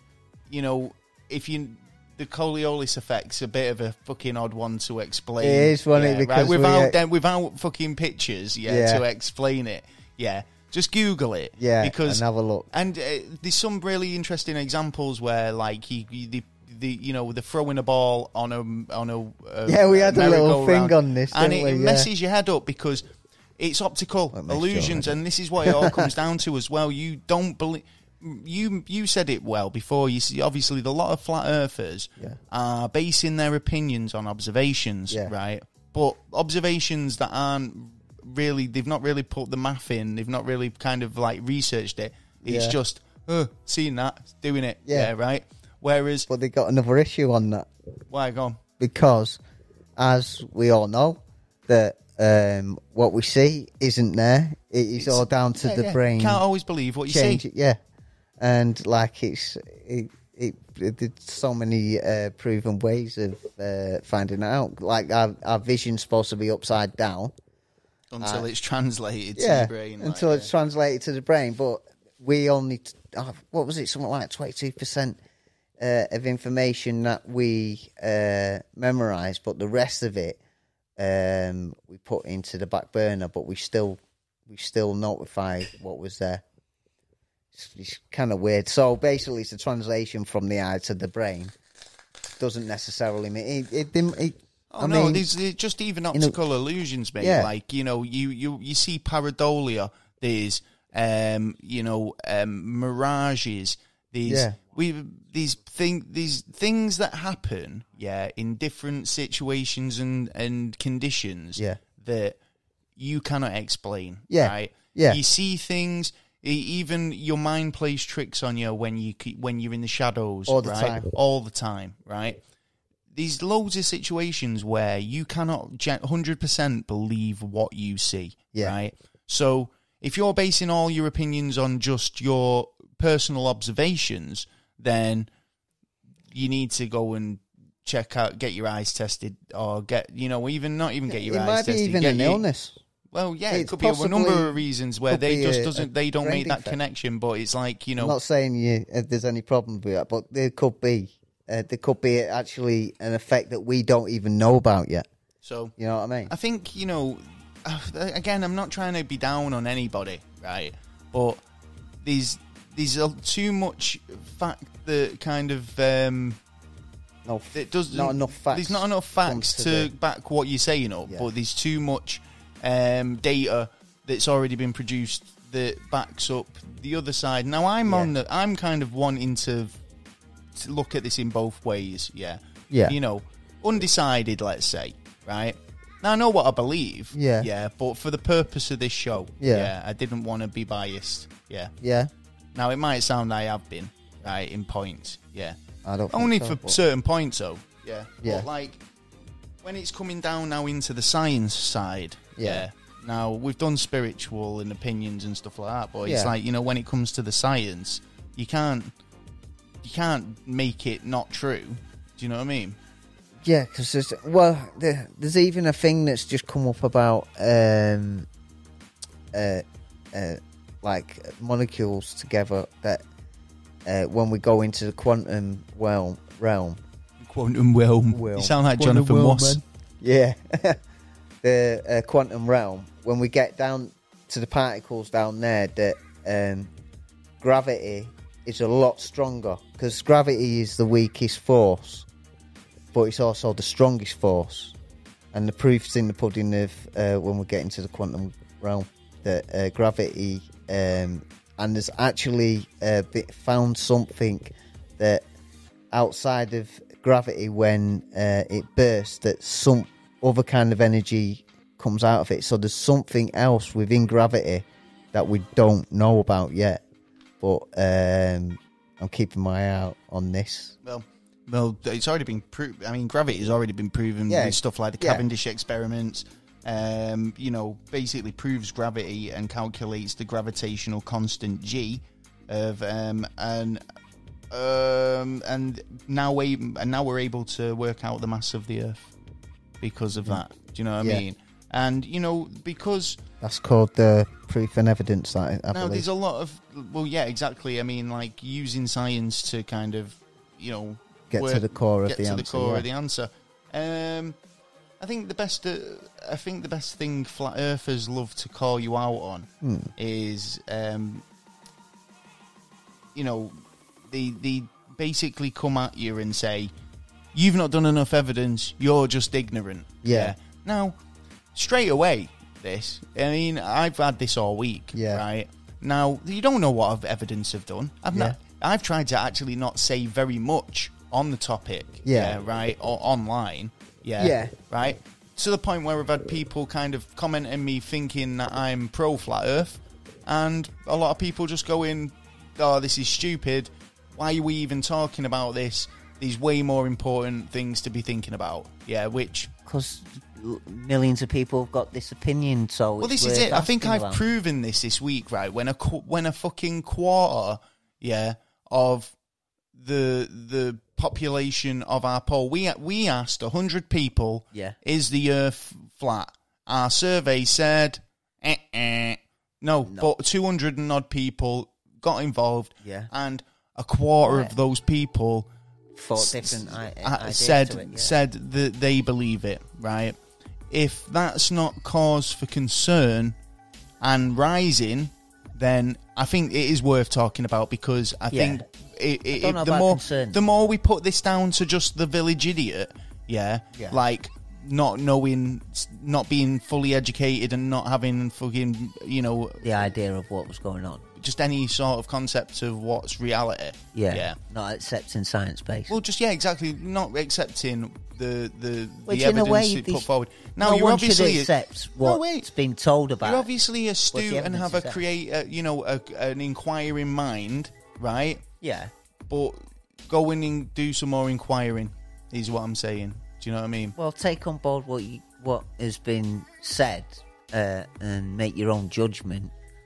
But if evidence comes forward to prove what has been said, then obviously you've got to agree to it. That there's obviously, if there's enough evidence there to say, bang, this is this, then it can't be the other way unless you bring evidence to the table. And if you haven't got no evidence to bring to the table, then go and have your parties and enjoy yourself, but leave the media out of it. Yeah, well, there's like loads of different organisations. I think one what was making me laugh was the Globebusters. They've bit kind of Ghostbusters style logo. The Globebusters, a YouTube channel. Basically, they say pretty much all of the sciences are bullshit. Yeah, especially like astrology and those types of things. But then again, they went out and bought. They're those types of people who try to reverse engineer and try and get their stuff out, right? Well, they bought. I think they spent about 20 grand on a gyroscope, right? How much? About 20 grand. It was like one of the top of the range gyroscope, like this type of thing that would 100% tell you if the Earth was spinning. Yeah, because obviously it'd have a reading for that. I could have told him that for 20 grand. I'd tell him. I'm telling him for free right now. But you mug. They tested it, and it was off by 15 degrees. Right. So it was obvious that it was turning. Right, on an axis of whatever. Yeah. Right. So they've got this gyroscope. They've got it working, and they're like, shit. I'm not 100. Oh, we're going to have to do a bit more research on this. We're going to have to keep this quiet, because they couldn't have, that's smoking gun, man. Do you know what I mean? You've just spent 20 grand on a piece of apparatus that you were convinced that does exactly what it's supposed to do, and is doing exactly what it's doing. They tried to kind of put it in all these different sort of materials to see if it changed the reading. Yeah. Now, then try taking the data and then reverse engineering it to fit their model, which you just couldn't do, because it's like, how can you take the fact that the world's spinning and then try and implement it into your flat Earth concept? Just doesn't it's work. Not there in the first place. So then, in fact, actually, this in one way, these people are doing a good job. And I'll tell you why. Because they're proving the stuff that they're trying to prove that it can't be. Well, they say... So they're bringing more evidence to the table. Well, they're saying science, modern science is just basically, especially astrophysics and astronomy, are basically just not very good sciences. They say you can't do experiments on them or prove anything. It's all just observation. Well, we know that that's not true. as basically we've had literally hundreds of examples where it's been proven not to be the case, and science has been used. So, like the discovery of Neptune being one of them, and proven in 1846. And that was math that made that prediction. Yeah. Because they looked at, I think we was mentioning it earlier, where it's like they used math to work out that Neptune should have been there. Yeah, because there was a bit of pull or something going on in one, I believe, one of the moons of, I think it was Jupiter, I think it was. And so they predicted that there must be something in that area to do this pulling. So then they set the telescopes onto looking into that area, and what did they find? Neptune. Nice. Yeah, pretty much. Yeah. So, and that's pretty much how we found a lot of them, to be honest. So the proof's in the pudding there straight away. Do you think, do you think if you have the opinion of the flat Earth, do you think you could go back on it? Do you think you can just go? Do you think you've dug yourself too deep, or do you think you could change your mind? No, because like I said near the beginning, that you prove to me.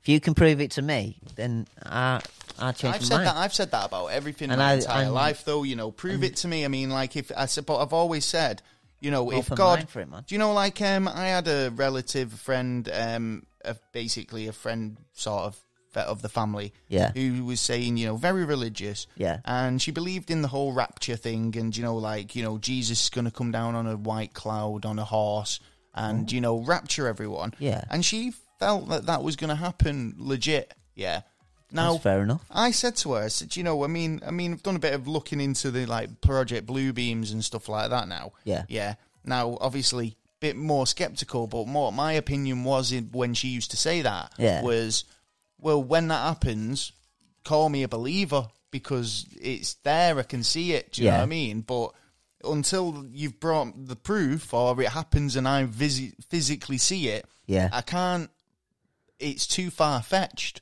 do you know what I mean? So, again, same situation, it's like, climb the wall, mate, take a hot air balloon over there, do something that's going to prove it to the rest of us. And if it's smoking gun, definitive evidence, people will believe you. Yeah, and if you've got the evidence, bring it. Yeah, bring it. But the evidence that you're submitting at the moment isn't good enough. Isn't good enough to change the whole population's opinion. Well, from what I've seen on some of the YouTube channels, the scientists are questioning their science. They want them to find out exactly what they're on about. Do you know what they call Neil deGrasse Tyson? What? He who shall not be named. Because Neil deGrasse Tyson, but Voldemort had a name, but they basically look at him like that. He's the guy who's who the enemy of the flat earthers.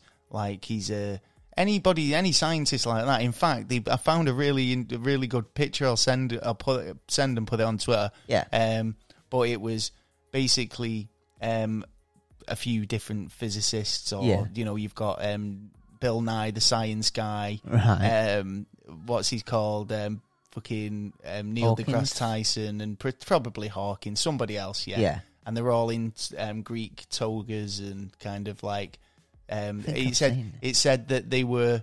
There was a name for them, but then it just said they love playing with. They all love balls. They all love playing with balls. Or they all love balls. Because Tyson stopped Pluto from being a planet. Was he the guy? Was he responsible? He was the one who was responsible for it. Yeah. Well, but now it looks like that it's going to be turned back into a planet. Oh, is it? It's getting an upgrade. It's a dwarf planet at the minute, but the NASA CEO, someone high in NASA, not that long ago, a couple of weeks ago, turned around and said that it would. They're looking at changing it back to as a planet. Well, I've got a couple of other things flat earthers say all the time. So these are the type of things they'll come back to you on comments with. Yeah.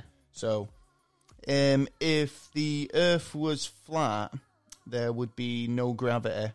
So why does not all the water just drip off the bottom? Yeah. Yeah. Yeah. Well, obviously that's because there's gravity. Gravity. Yeah. Simply put, It's a strong I think force. we've kind of covered that tonight. Yeah. So obviously, free falling objects fall at a rate of 9.8 meters squared. Yeah. Yeah. Right. And as I proved to Taylor earlier, things fall at the same rate, no matter what they are. Yeah, a feather and a bowling ball will both fall at the same rate. Yeah? Yeah. Are we agreed? Yeah. Yeah? Quality. Right. So, F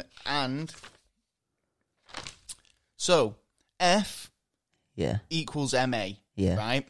So, F equals force, M equals mass of an object, and A is acceleration of the object, right?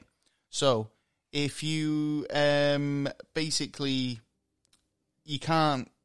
nothing can accelerate without that equation. Yeah. Right? So, most flat Earth types will use density and buoyancy to explain gravity, or at least the effects of this, Yeah. Right? So, density, though, only equals mass volume, so how much space it takes up and nothing more. Yeah. Whereas buoyancy only means how likely it is to float. Yeah. These examples don't say much about gravity. No. In fact, they don't say anything about gravity because these two things aren't forces. Exactly. Really, they're coming into two different things here. So, there is a downward force pulling everything to the centre of the centre. There is a reason why the atmosphere gets thinner towards the more you go out in space. Yeah. Because atoms and molecules like air is pulled down, so that's why it's so lusciously thick oxygen down here on the lower ground, because we've got it's being pulled to its center, closest center of mass. Right, which is the ground.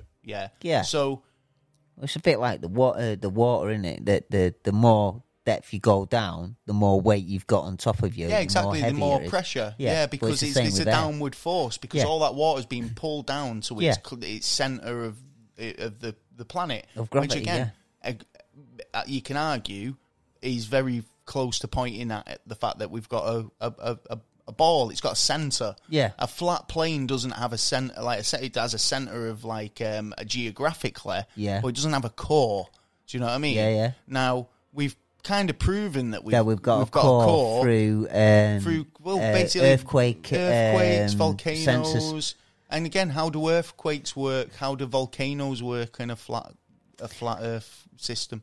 Yeah, well, I could work my way around that one, as in there being sort of little changes that happen underneath. That isn't really much of a query, apart from that there isn't a centre. But there definitely is through, like you said, the earthquake sensors. Yeah. When they go off, they go all the way through the Earth to the station, but it can't go through certain parts. So certain sensors won't work. Yeah. The reason why is because it's on the other side of the world, and the core can't be penetrated. So it proves that there is something there. The core can't be penetrated. Yeah. So it must be the core. Yeah, see, this is it, you see. You could not explain volcanoes and magnetic forces and magma. Yeah. Hot magma. Yeah. Yeah. Well, I don't know the magma bit. It could be like a skin with, blood underneath as the magma. It could be a piece like that. So I have no problem with going on from the bottom of the surface, but from below that, there has to be something else, because we're a circle. We know we've got a crust. We've got, it's the dome bit in the. No, there's too many conflicting. There's too many conflicting sort of arguments, and I think most of these flat earthers will probably argue amongst themselves about a lot of this stuff. Do you know what I mean? Which is a good thing in one way, because then they get the right answer if they communicate together, and they're not where it's not. Someone's got an answer there, well, someone hasn't. Right, so the other argument, or the other thing that you always say is distance on the horizon is so far, but I can still see the thing. No, you can't. Here's the equation that we've already talked about it, but this is the equation. They say it's 8 inches, 8-inch per square miles, I think, is the figure that, or equation that flat earthers use. Yeah. This means nothing. No. It's bad maths. Basically, maths. back in the day, it was from a book called The Zetic Astronomy, released in 1981, and basically it's the Flat Earth Bible. Right. The problem with this is the book, the values are all wrong, so basically the data that you make basically just doesn't work, and back in then it's literally like more of a, if you were to kind of like get a piece of wire and then just bend it. Yeah. Like, so it was more of an arc that way. Yeah. It's all right. If it's not an arc as in like a globe or spherical. Yeah. So based on their figures, then you could probably argue that, you shouldn't be able to see it, but you do. Yeah. Right. Yeah. But when you look at the real equation for calculating the size of the Earth, then it does work. Yeah, right. And then if you use these calculations, you totally disappear after that. You won't be able to see it. Do you know what I mean? Yeah. Again, I think 8 miles. Yeah. People start, and then things start dropping off the horizon. Yeah. Right. It's fact, man. They even sat there looking at. They did the experiment with a on that lake, on a lake. Yeah. And the stripes on the sail were disappearing. Yeah. So it proved the point. Yeah. Do you know what I mean? So obviously the real formula for measuring the Earth's curve is H equals R cos brackets S slash 2R close brackets. And that's height over radius of the Earth, and then S is the arc's length. Yeah. So I hope I've said that right. I mean, obviously it's... We'll make you a mathematician. Make a mathematician out of me yet. Oh, yes. So basically, and that's because, and that's the CRS, that's the middle bit is trigonometry. Yeah. So that's kind of, and the other bit doesn't even have any trigonometry in it, so how could it kind of do the circumference of a do you know what I mean? Yeah. It just doesn't work, don't it? It just doesn't fit. So another thing that they say is water doesn't curve on the horizon. Yeah. Right. Which is an odd one because from my experience, you see examples of curved water like all the time. Yeah. Do you know what I mean? Oh, yeah.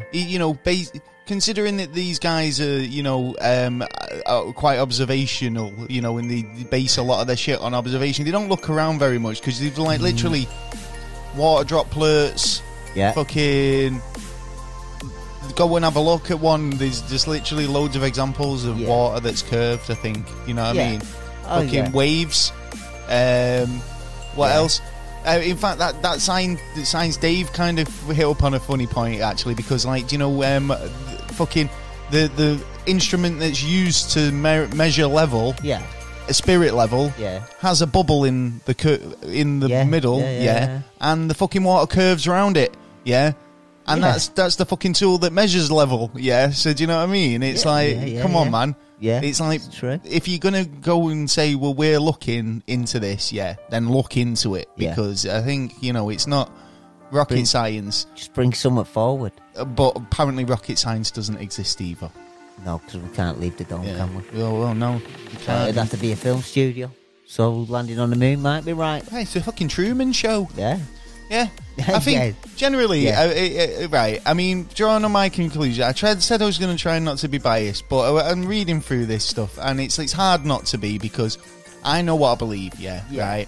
And you could argue and say that my, schools systems lied to us all these years. Right. Yeah. And but there's nothing to gain from it, and you could say it's the super rich and it's these powerful people.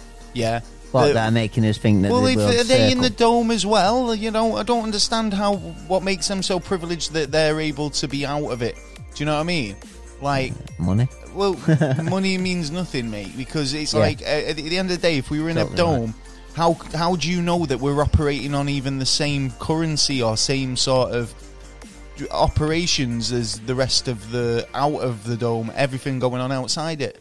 Do you know what I mean? Yeah, it's made me think about. There was a group of guys that I used to watch, for Planet X, and they started looking into something that was saying that the sun was actually a German engineered, which they've got the details for, German engineered made up sun, right, to disguise what was out in the plane. But but this is the thing. It was like they don't really teach you in school that there's two suns, and that obviously we're a binary star system. Yeah.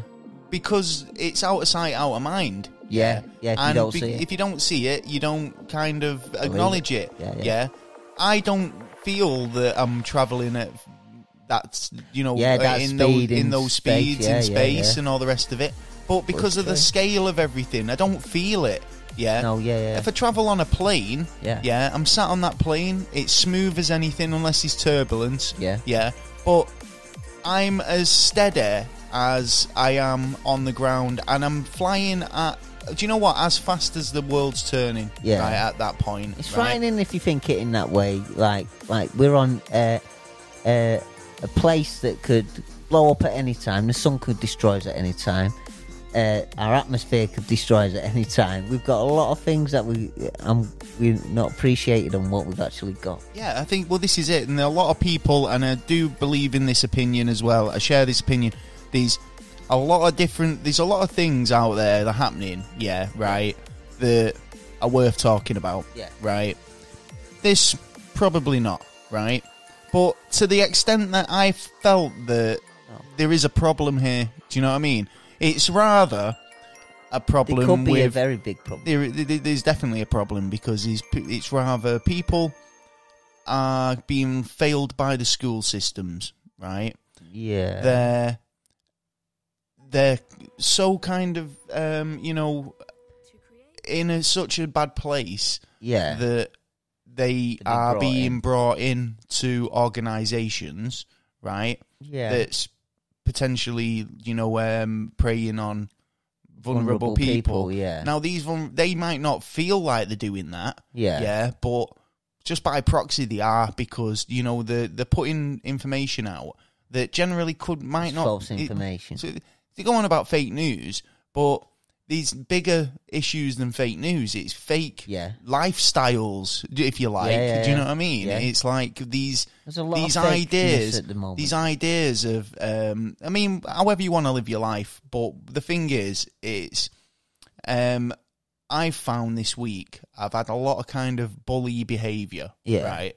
Now, for somebody who's trying to, convince me, that what they're saying is true, then I put out there as well. I said, listen, I'm looking to have a proper discussion with somebody. Yeah, I've got questions. Yeah, and I legitimately want a genuine conversation with you, and 100%, no ridicule, just a proper conversation. Nobody came forward, right? Not a single person. No, it was all rants, and it was all seemed to be kind of the same things being put out. Now, there was one conversation which I actually was, watching and involved in. Yeah. And it was between a guy who does a podcast about himself and his wife and his kids living on a boat. He lives on a boat now. All right, okay. He's a sailor. He knows what he's talking about when it comes to navigation. Yeah. He's a very clever guy. Yeah. Yeah.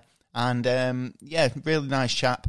And he ended up being in this to and fro with this guy. Right.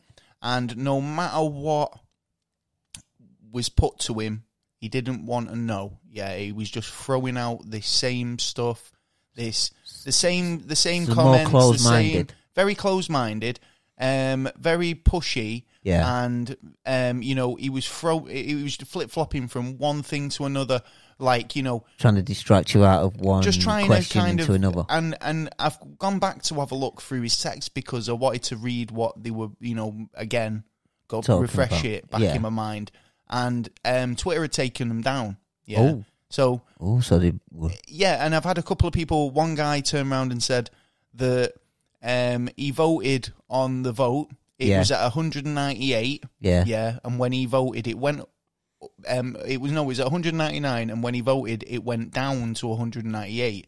Yeah, right. And he's convinced. He said since 2012, people, he's social media and that have been taking his posts down. They're trying to silence him, and if you believe these things, you must feel frustrated. You must feel like that people aren't taking you seriously. That they don't believe you, and I can understand why they'll get so defensive, but.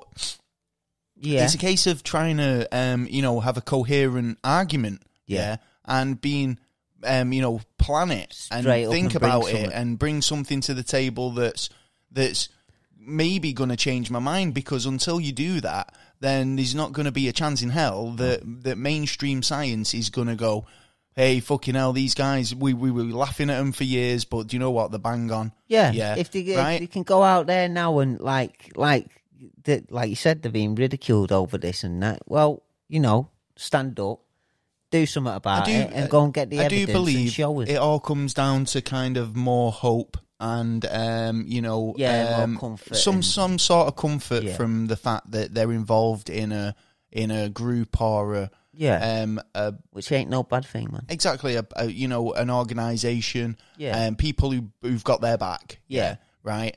And that's proven with these flat Earth, conventions, and there's a community, and they go out and they try and spread their message, right? Now, there is worse messages they could be spreading. Yeah, they're not causing really much harm. No. But they're not causing much harm to themselves, but to society, I think it is a step backwards. Yeah, it's a major step backwards. So I think, until we can... Until they've got something This is the thing, though. Is it going to start getting implemented where we're fighting for... I've just mentioned there about the school systems. Is it a failure in the school systems? But it's like creationism. Yeah, creationism was another one of these things where it was like, come on, guys, mate. We're beyond this. We're past this. Yeah. But... There's certain states in America that believe creationism, and they don't buy into evolution whatsoever. So, but it's good to keep asking these kind of questions. But if it's a kind of a widely believed concept in that area, then the school systems they go to the schools and go, we don't want you teaching evolution in our schools. Our kids don't want to learn evolution. We subscribe to creationism. Yeah. So the school systems then have to change their perspectives.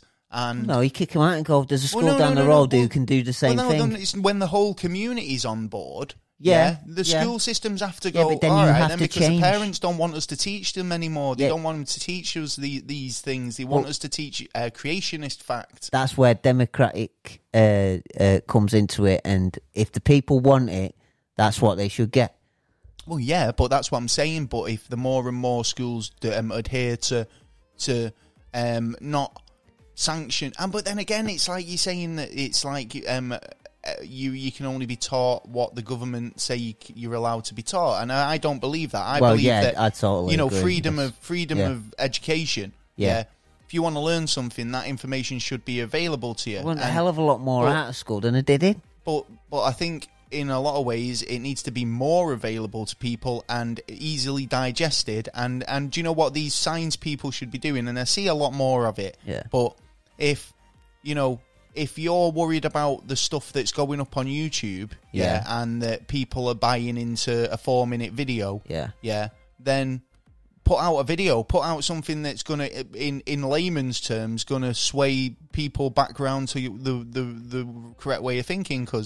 But the problem here is that the companies are after people either telling the truth in their judgment, and the freedom of people turning around and saying what they want to say.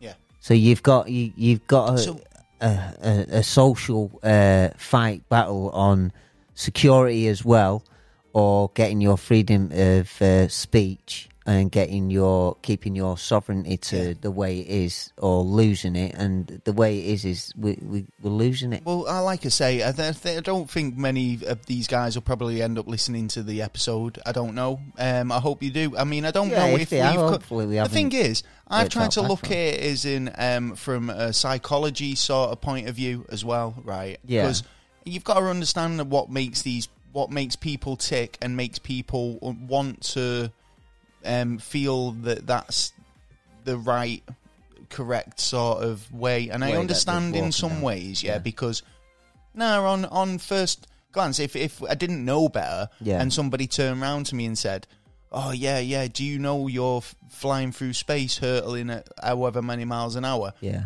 I might be a bit like skeptical, because you're not feeling it. You don't feel it. Your senses don't tell you that. And you've only just heard it.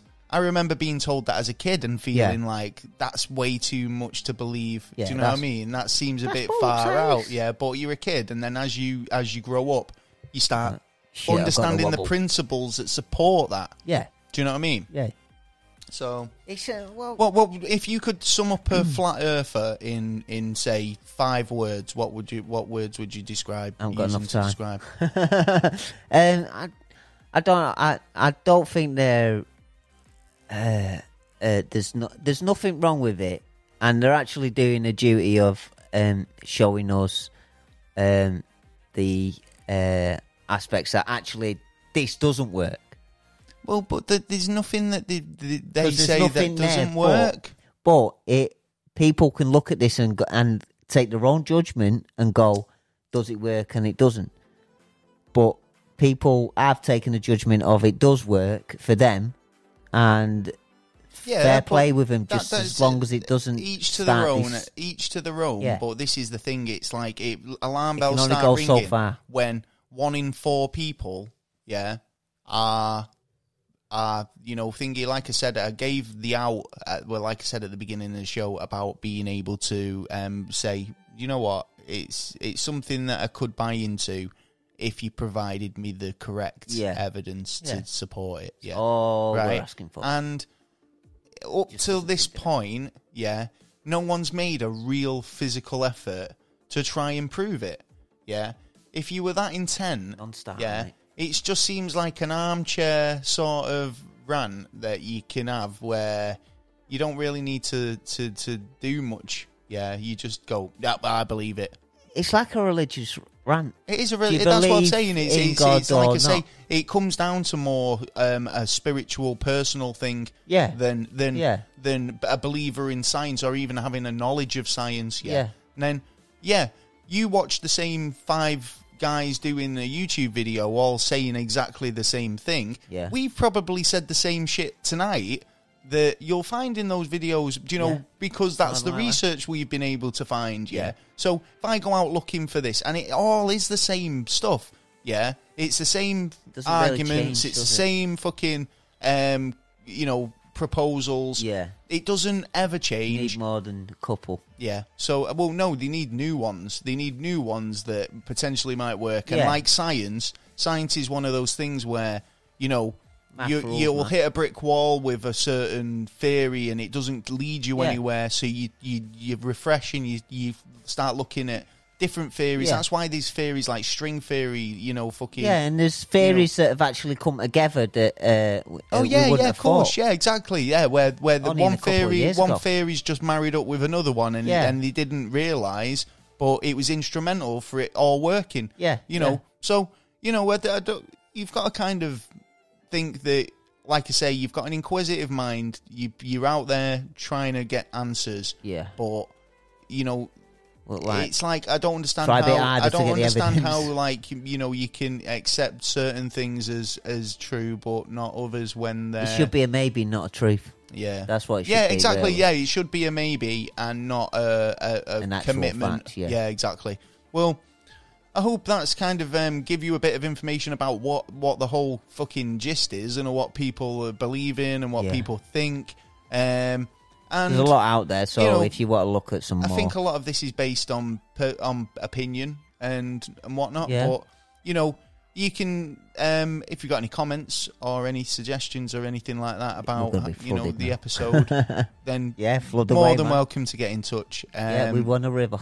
Yeah, well, I'm not really too fussed. I just, one of them, innit? So we've got a couple of things that people on Twitter have put forward in terms of this. Right. So we'll go through a few of them. Woohoo! Just bear with me a second. A second. Charlie said. But in the meantime, if you've got any questions you want to get to us, then just dive on email at neverstraightanswer@gmail.com or go to the website at neverstraightanswer.co.uk. So on the Twitter we had quite a few kind of people putting replies. I'll read a few out. So Sky Daddy Skeptic, he's put, it's not a globe, it's an orbital spheroid rather than a globe. You should have known that, and we should know better. I said, well, it's a thyroid. No, an orbital spheroid rather than a globe. So I was saying, yeah, that's cool, but I didn't have very much space on Twitter in the box. Yeah, do you know what I mean, to put it? So I had to put globe. So yeah, there you go. Enough. Raptor Earth. Well, we know where the hole is, don't we? We know where the shit's the Raptor Earth Society, as I mentioned earlier. How they got there? They basically saying, is this honestly a question worth asking? We're dealing with growing numbers of drug problems and climate change, addiction, and the oceans. I could go on. The Greeks worked this out 2,000 years ago. Yeah, we've really got to figure shit out. Yeah, but if it makes them happy, then So Drop Anchor podcast was who basically was having this big conversation. Got a big up to Drop Anchor. Yeah, really cool guy. If you've not checked his podcast out, check it out. It's about him and his family's adventures sailing around. I said, well, in fact, we got him when we started getting on when the zombie apocalypse episode, and he basically said he'd come and pick us up at Manchester Ship Canal if it all kicks off. Man. But he says, Flat Earth makes perfect sense when you're very, very bad at maths. Oh, yeah. Oh, yeah. And he's very good at maths, I've got to admit. Yeah, some of the shit he was helping me out with, I'm hoping that I've got shit right, because I've been bombarded with so much information. So if you're not, it's his fault. Again, normally, right, I try and kind of put it in some sort of coherent format. Yeah, so it's more like a very flow, try to make it flow as best I can. Yeah. I had so much rambles and stuff written in my notebook. I mean, I bought a new notebook and I've filled half of it. Yeah, you have. And it's just like trying to find bits of information. There's probably stuff in there worth talking about that I just didn't even have time for. No. So Linda Rose, she says the type of people that think flat Earth, the Earth is flat, are the same type of nutters that support Donald Trump. Oh, I support Donald Trump, and I'm no nutter. Well, you're just ignorant. Ignorant as pig. No, I'm just curious, and I want to know the truth. This Myth Again podcast, they put We Live on a Turtle. Yeah, I said that. Yeah, that was my name at the beginning as well. We just live on a turtle. Yeah, man, we're on a turtle. Turtle power. Wheel or Woe Show say, I think it's hilarious that people can be so naive and gullible. Everyone knows that we live on a triangle Earth. That's why the Illuminati is a triangle, and that's why their and obviously their symbol. I said this to you, didn't I? Hiding this in plain sight. Yeah, right at the top of the mountain. It's just as feasible as living on a flat Earth.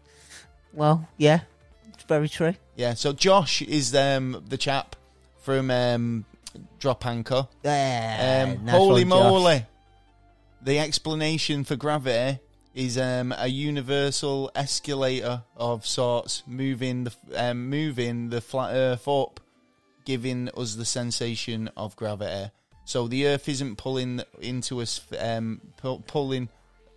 sphere because of forces. Yeah. The Earth, or known as gravity, basically it's because the Earth is constantly escalating up at a rate of 32 feet per second squared, or 9.8 meters. Why is it always 9.8 with these guys? Hey, right? So 9.8 meters per second squared, right?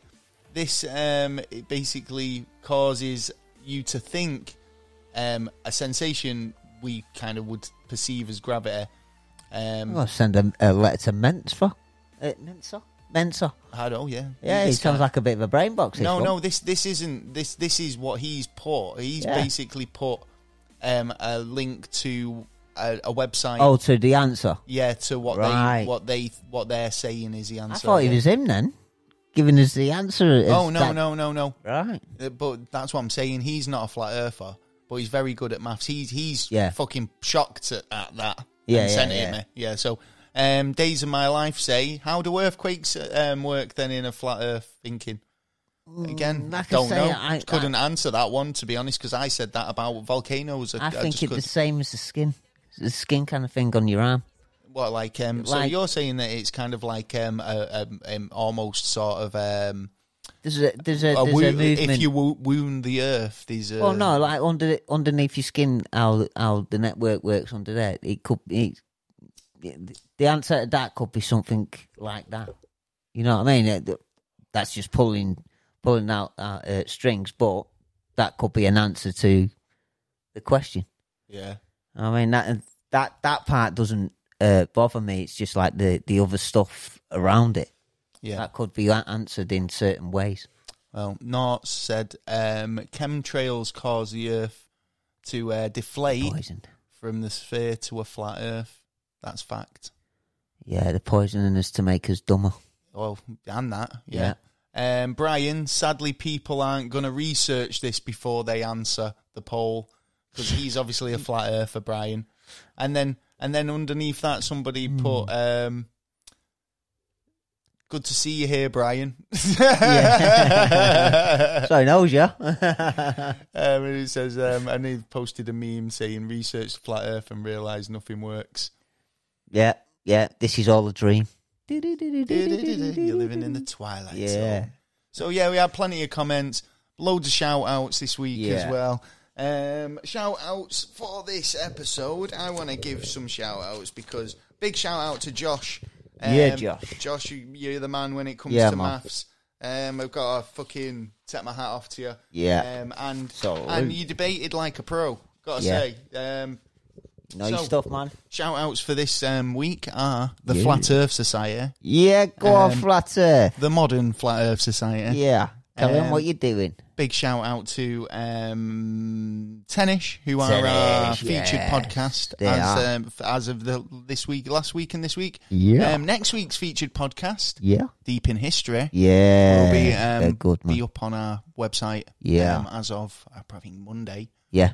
So look out for that. You see their latest episode.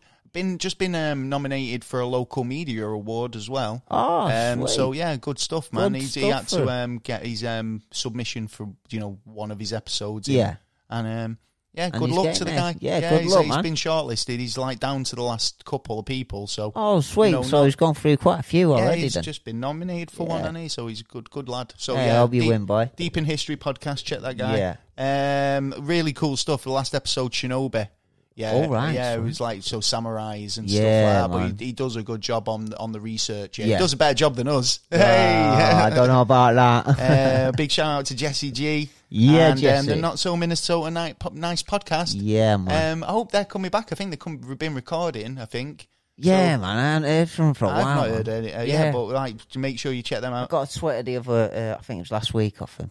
Oh yeah. Nice, I always get tweets off Jess. Yeah. And but I think like they were taking questions earlier. Yeah. So I'm under the impression that we're imminent episode coming soon. Oh, good.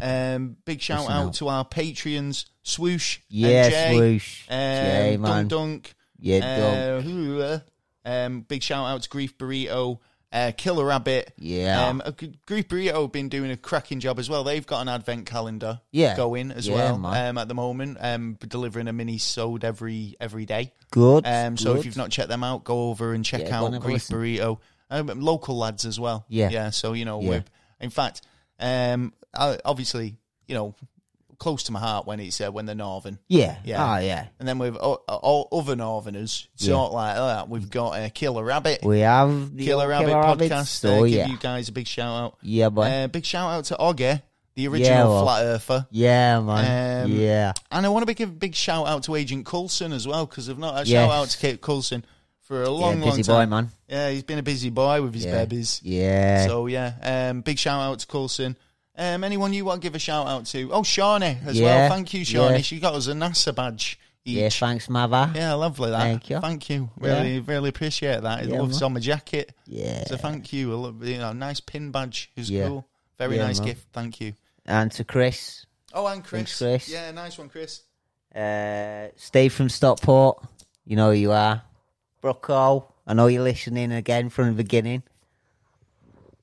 I think that's Who else? I want to give a big shout out to all our listeners, whether you're old, new, subscribe, Patreon, whatever. If you've just dropped in for the first one, or you're a veteran listener, we appreciate you all. all. We appreciate you all.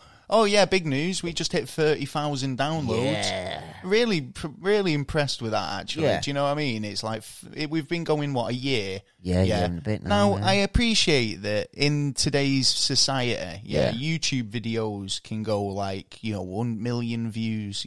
Right, just for one video. Oh yeah. Right, but ridiculous sometimes. We're modest. I think 30,000 downloads overall in a year is really cool, and we appreciate everybody who comes back week after week to have a good listen. So thank you so much. Yeah, thank you. If you want to get in touch with us, you can get us on fucking never straight answer at gmail.com. It's been a long night. Yeah. You can get us on the website at neverastraightanswer.co.uk. And from there you can check out the latest blogs, news, latest downloadable episodes. Do loads of stuff. Yeah. So we've got competition every day with the calendar as well. Yeah, man. Oh yeah. So we've got the advent calendar, everyday episodes. So make sure you download those. We've got some absolute corkers this week. In fact, there's a couple where we just totally went off topic. We did. So I think there's a couple in there that just talks about shit instead of we don't know what happened, but you'll enjoy it anyway, I think. Yeah. We hope you do. Am I missing anything? You can subscribe to us on all the Patreon. On all the podcast platforms, including iHeartRadio, TuneIn Radio, Anchor, iTunes, Google Podcast, Castbox.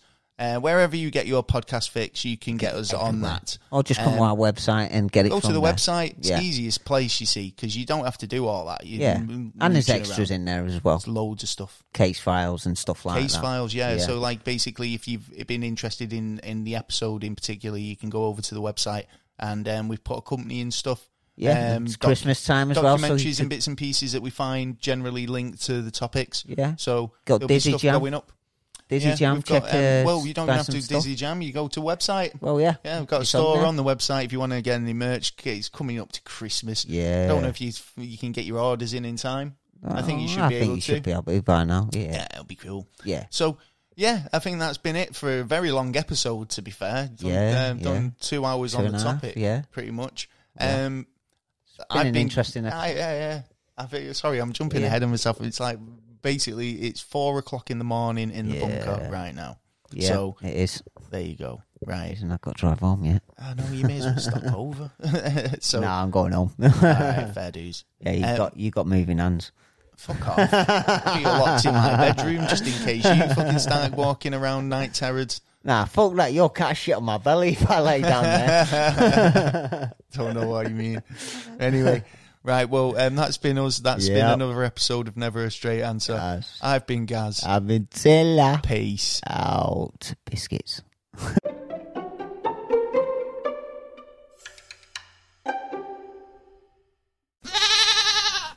The podcast you just heard was made using Anchor. Ever thought about making your own podcast? Anchor makes it really easy for anyone to get started. It's a one-stop shop for recording, hosting, and distributing podcasts. Best of all, it's 100% free. Sign up now at anchor.fm/new. That's anchor.fm/new to get started.